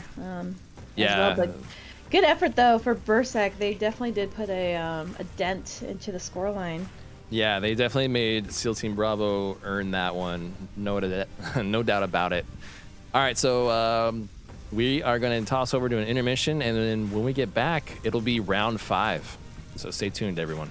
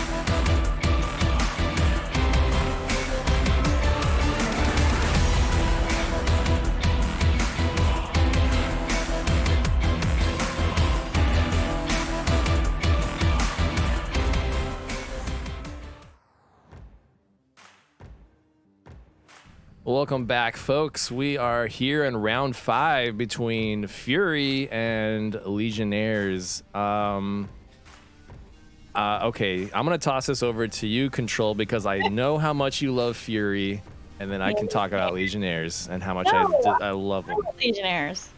You like Legionnaires?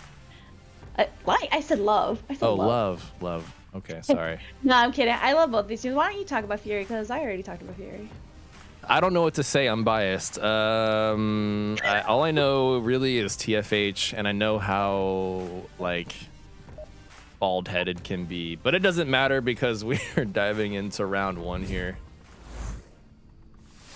Yeah, I'm actually it's the last game, and I'm excited to pick up this one as I actually like both of these teams. And Legionnaires, they do have their usual lineup. They have no reservists this time. Everyone's able to play.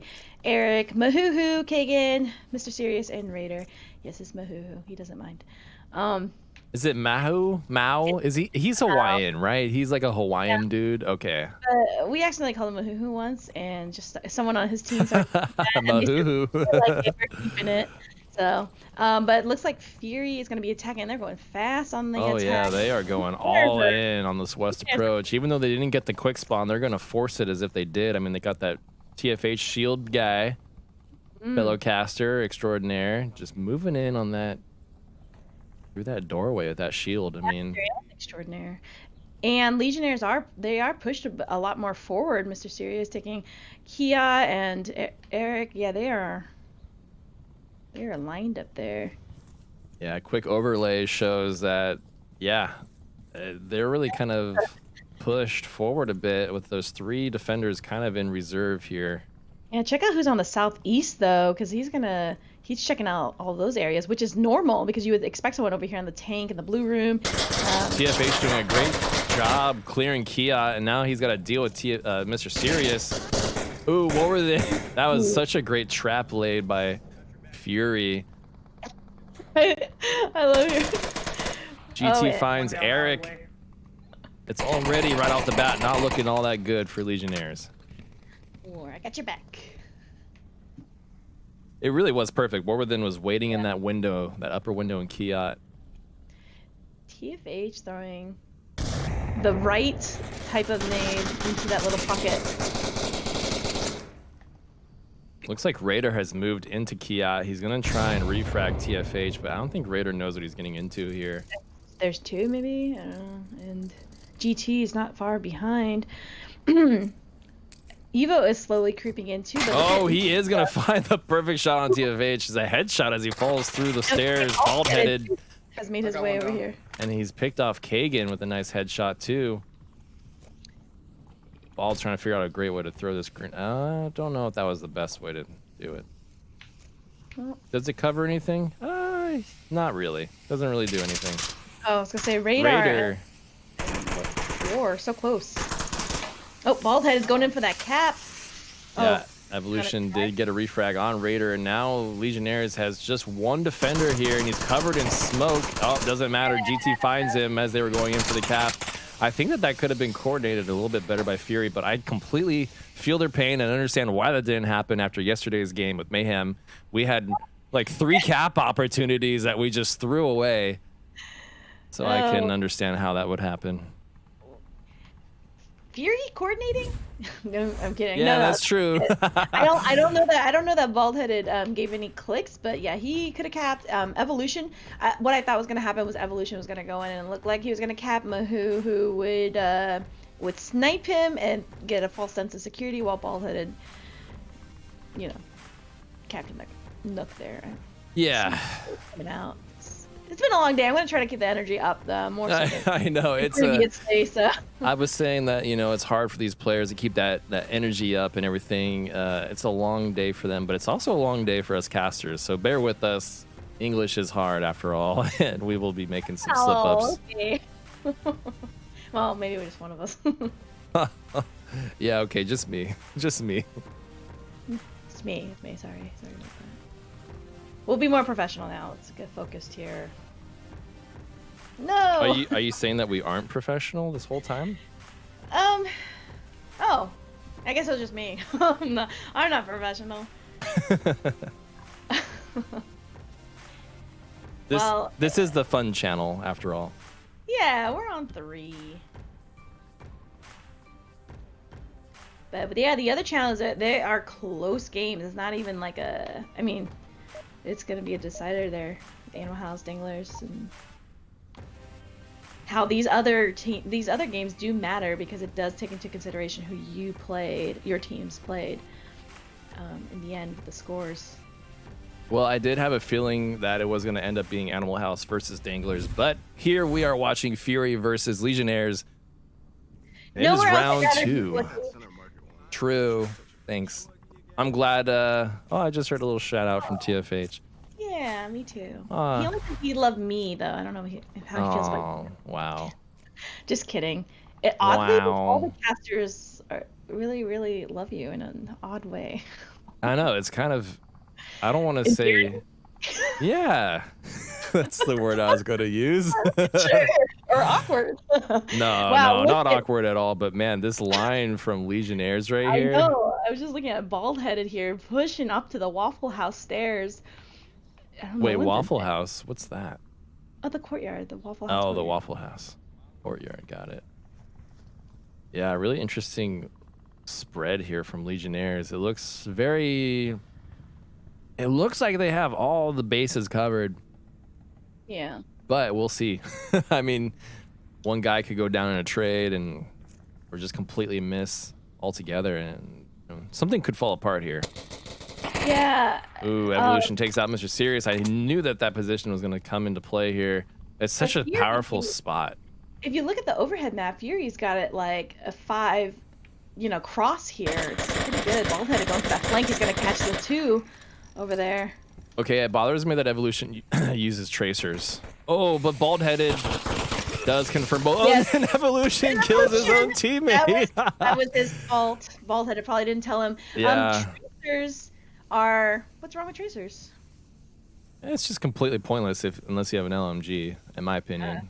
Right. Because it gives away your position that you're firing from. It's better so that they don't know. It wasn't muzzle or something? No, it was tracers. I was watching him. We can ask him later. I know. Evolution's your favorite. I know, but I really question. I didn't even say that. You definitely said that, okay? Hey. That's fine. Because deep down, I know I'm your favorite. Okay, see, I gotta say I'm my favorite, or else someone's gonna say something. Speaking of favorites, Kagan here in the middle, Bazaar, who's also my favorite. He is gonna be. Who isn't your favorite? That's what I want to know. That's a secret. Fair enough. Flanker? They have good coverage on the south. I mean, Legionnaires got 3 up. They got to coordinate. They're pretty separated, I believe. They really are. Yeah, Eric is Evolution. I think he saw that one member of Legionnaires all the way over there. Mao. I'm pretty sure he saw Mao. His laser is right on him. Oh, but in classic Onward fashion, he looks away right as Mao starts peeking. Warworthen's going to pick up Eric in the meantime. That was a great pickup. He just peeked into that. He must have heard it a little bit in the crack there. Smoke's coming out. Yeah. Mao and Kagan are all that is left of Legionnaires as they push up. I don't think this is a good approach. Mao is about to get taken out. Evo doing that fun wall run here against who's out in the north there. Oh, and he is going to pick up Mahuhu. Oh, right as I was about to switch to him, but we'll be riding along with Kagan now as he's the last one up. Checking that correct. Yeah, they must hear him. See, because GT's going to go for... Yeah. Oh, that shuffle. GT hears him. Or Warworthen, sorry, hears him. I'm pretty positive. Yep. Cooking a grenade. Oh, that was a pitiful grenade. I don't know what that was supposed to accomplish. Yeah, War. What are you doing, War? War. I guess he doesn't hear him quite as well as I thought he did. Maybe he thought he was across the street or something. Well, I don't know what you would expect him to come out and do a U-turn. Yeah, like throw it around towards. Oh, but Kagan. Wow. takes out GT as he goes for that aggressive push. And after And War TFH then is gonna called come it now. out. TFH is gonna come out on his backside and grab him, and that's a little flank here. That was a fast land. There he goes. TFH, my favorite. Nice. Taking out my favorite. Your favorite taking out your favorite. Oh man. You know So how it many goes. tough choices to favorite. Tough. Hard. Yeah. Both. Both. Oops. Well, that is going to quickly change us into our next OBJ over here on the waffle side. The waffle side. Yes. No, waffle side, exactly. I don't know. What do you think? You think any cap's gonna come out of this one? I know Fury capped are. I mean, the 2 times we went in to watch them, they got 2 caps. This is definitely one of the easier objectives to cap on. So I want to be surprised to see Legionnaires cap and catch up with them here. That's exactly what happened to us yesterday on Mayhem. Like, we completely botched the defense on this objective. Well, and that- Legionnaires is on Volk right now. Right. So if if Legionnaires get capped on, they'll lose obviously, but then it switches to Marsoc for them, and then they'll have an opportunity to cap back. No, if they hold down this one, they'll get 1 point. Exactly, and they'll get 1 point, and then they can cap back. That's what I'm trying to say. Hey Wookie, switch to my camera. Do you see the little radio? Oh yeah, the radio. Yeah, we could totally like come up here. Look at the stairs to come up here. We can come up here and hang out and dance and stuff later after this round. Oh my God, they are stairs. The possibilities are limitless. As far as the parameters of the map go.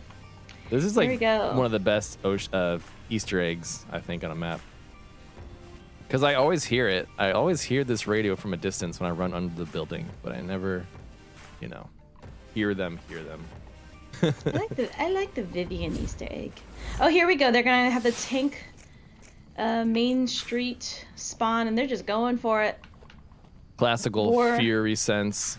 Yeah, War's gonna probably take his ice cream and then go down and watch that area for them. Take his What? ice cream. Ice cream truck. Oh, that's what you meant. Yeah, see if it's just Ooh. going fast here. He's got the flashlight. Kagan almost got a kill there. 'cause- GT already in there. Look at it. Oh. Raider. Man, I was like leaning with him, but Radar does take out GT as he got a little too aggressive there.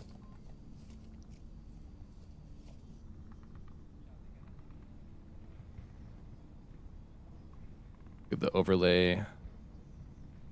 Yeah, this is not the approach I think Fury should be taking, but they are going all in on it regardless. Yeah, well, Eric here, he's watching that north side, but no one's going to be there, so he's going to have to rotate into this alley and catch them as soon as they start popping in some shots. Well, Evolution is on this ledge here, like the 404 ledge, where he can get a good angle if he can get up there unchallenged and just peek into seeing how open the OBJ is.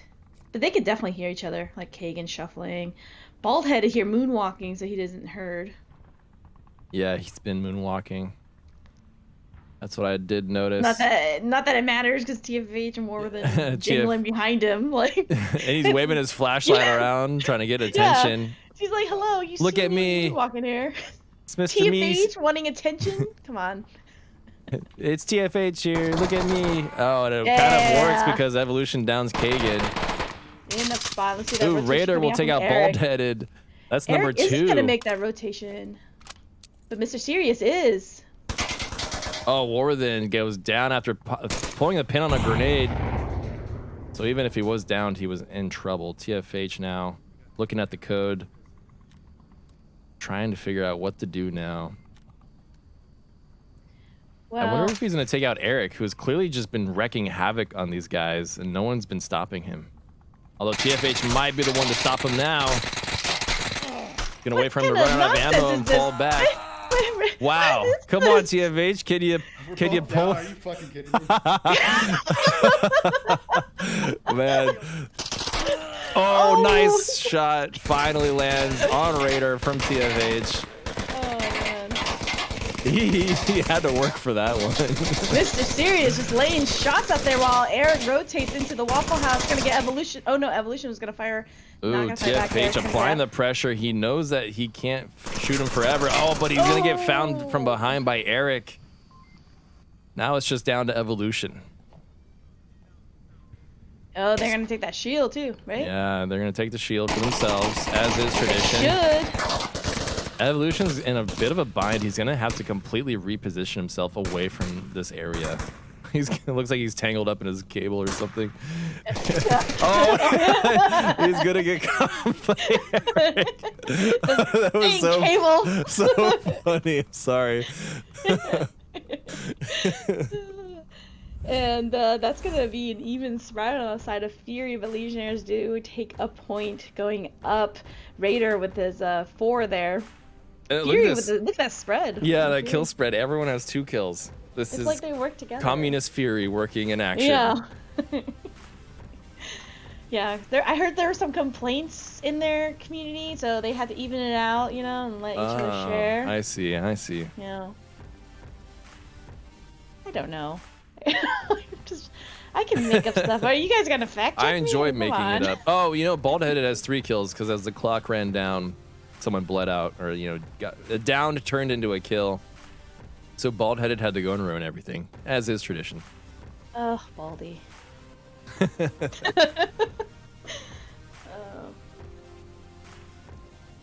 But yeah, like I was saying earlier, though, Legionnaires can go on the offensive here and get a cap if they're careful, and that'll really put Fury on their back foot. Fury, I think, need to take this. Not that they aren't taking it seriously, but I think that they need to take it a little bit more slowly. Seriously. Oh, I like what you did there. What did I do? I'm kidding. Well, I mean, Made it Legionnaires furiously. Yeah. Legionaries. Wait, how do you use that one? No, let's not. I don't know. Well, They are Legionnaires is wasting respect, no so- time, however, and we're diving into round 4. Miss. Wow. Raider was in such a little bitch spot. Can't zone in on those guys. They're just cursing up a storm over there in Fury Land. Seriously, follow me. We're gonna cross the tank. Okay, I heard it. Now. Oh boy. Interesting decision here by Yep. Legionnaires. They are not going the way that I thought they would. That's seriously, that southwest push is so strong on this objective, and look at the current like layout from Fury. Oh my gosh, it is Fury completely is- open. Oh my gosh, oh no, he shot in. He shouldn't have done that. Well, he wouldn't have known. We have caster vision, but that's gonna make him rotate back because no one's at the OBJ. Otherwise, everyone else could have made noise on the east and let him go in, but he wouldn't know to do that because who would leave the OBJ but Fury? And now they're Yeah, I rotating mean, back. if Mao decided to do what he's doing right now to the southwest approach, they so would have had this within like the first 2 minutes, I think. Eric doing a fantastic job though, kind of getting their attention directed towards the south. Yeah, definitely pulling away from the north here. They're gonna do that north push, But which is it's- a great play. in my Yeah, opinion. you might be thinking to yourself, well, hey, Eric is turning the tide here, making everyone rotate, so now the north is wide open. But I'm telling you right now that Kiat Defender is going to be a problem for these guys. Oh, for sure. Yeah, it's bald headed too. Yeah, this Kiat Defender is going to slow everything down, and even though they do have a shield, Not just him, but TFH's position. So before, when other teams have run this play, they do the north push, going here to send somebody to watch for that position that TFH is in, take down that position, and begin their push together, clearing Kiat, and then coming to the north, which. immediately Bald-Headed takes out their shield player, which was what I was worried about. One down. Ooh, and he Raider. runs back. Yeah, Bald's making the smart decision of rotating back, but Raider might find the backside of him as he tries to do it. Oh, look Grenade at that goes nade. out. Oh. far. doesn't find Kagan.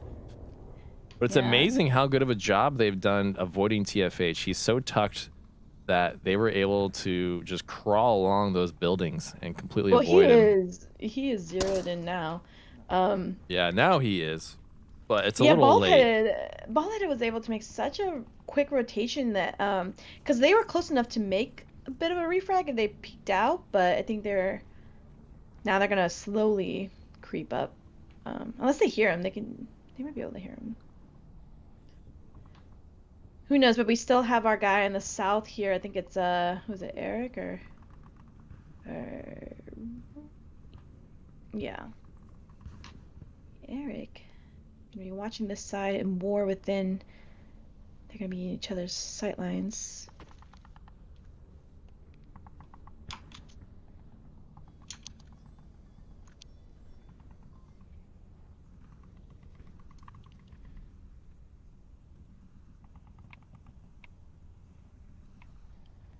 It's crazy that TFH didn't see that long line of Marsoc players on the north earlier. He could have, I mean, he has a machine gun. He could have taken all of them out.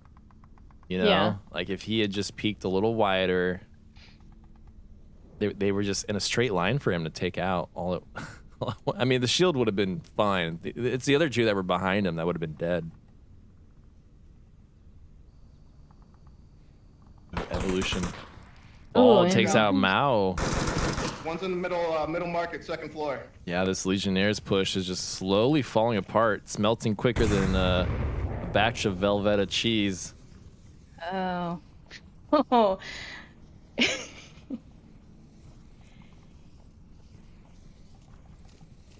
don't know why I said batch. I meant to say pack. Oh, but TFH downs War. It's okay, though. TFH gives a revive. It's all okay. It's all right.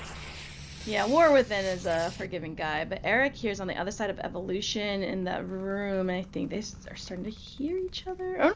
Evolution turns away. Oh. There's so much jingling. See, it's not just Legionnaires. I mean, everyone starts going low to the ground. Ooh, Kagan finally gets the better of bald-headed. Eric picks off GT, but and he takes off.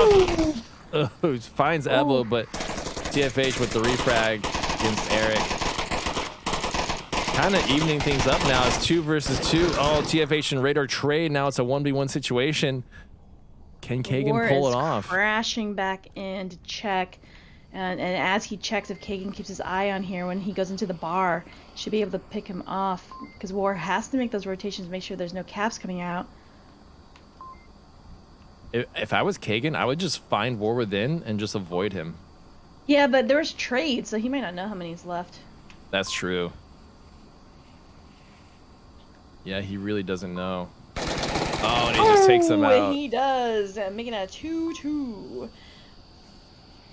I did want to comment that of the placing here for the rankings of challenge,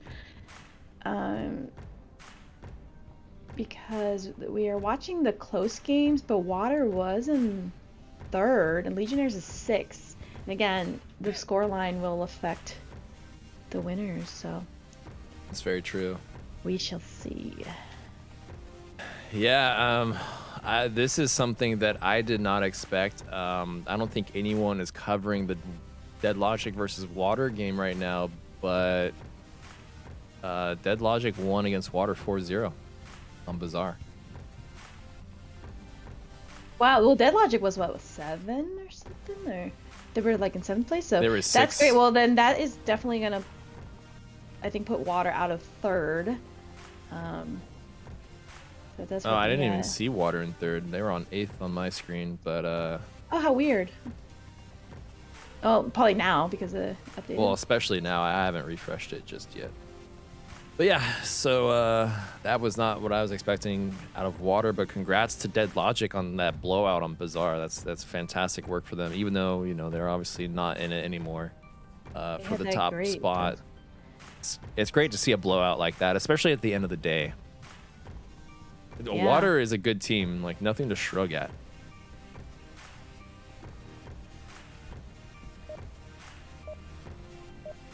Enough about those other teams. We are going to dive here back into Fury versus Legionnaires. All right. That's How's it that going? try to survive. It's round 5. If nothing else, I'll let you Key guys out know. objective, which is everyone's biggest fear, I think, as a defender. Good luck. Yeah. boys. It all depends on this round. Yeah. Yeah. Duh. We can say whatever we want. No one's watching us. That's not true. Hello, people who are watching us. But the action is packed over in 1 and 2, as it should be. Oh, and look at Fury going furiously into it. They're going to crash into Waffle House. They've got the shield going. They're going for it. They're going to run into Kagan over here, who's going to be covering that angle. But as soon as they take him out, they can be a little bit more clearer. They got Eric to deal with, but then they're pretty clear to run in. They do have Mr. Series in the back end running along the north wall, so they're going to have to run into each other right about now. Oh, man. This is tight. Wow, Eric took him out 2. And Wow. GT and Mr. Serious here. Oh, I'm sorry, War. Immediately, Fury just gets cut down. There's just Down one more to member who is capping right now. Oh my god! Bald-headed with the cap. Oh my god! Wow, what a Wow. clutch cap. That was, Unbelievable. what a defensive, offensive push there by Bald. My God. Alright. Apologies, we got a little too We got a little Excited. excited there. got a little excited. But wow, Wow. so Fury take round 5 against Legionnaires, 4-2. We've had really good caps on our end, so good to see. But let's go head over to the other games where it really makes a difference. Danglers are 2-2 last I checked, so we will raid you over there. All right, guys. See you on the other side.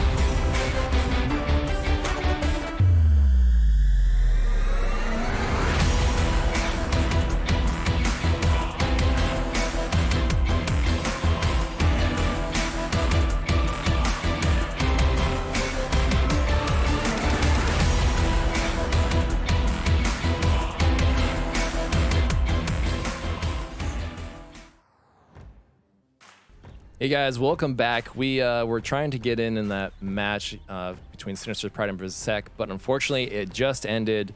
So on that note, we are going to close out here on OML 3. Join us on OML 1, where we will have all the casters get together and just, you know, have a little bit of an afterglow of this entire tournament. And we'll discuss everything we witnessed. I'm going to go ahead and raid OML 1. So once we close out, feel free to stick around for that raid. Yeah, thanks for hanging. Any final thoughts, Viv, before I close us out? No, I'm good. Let's go watch the games. Let's go watch the rest of the games. All right, Yeah. all right. I know, I favorite want to go thing. see them too. So that's it from us on OML 3. I'm your host, Wookie, with 1E. Ctrl-flirt-del was my co-host. You guys have a great day. See you on OML 1.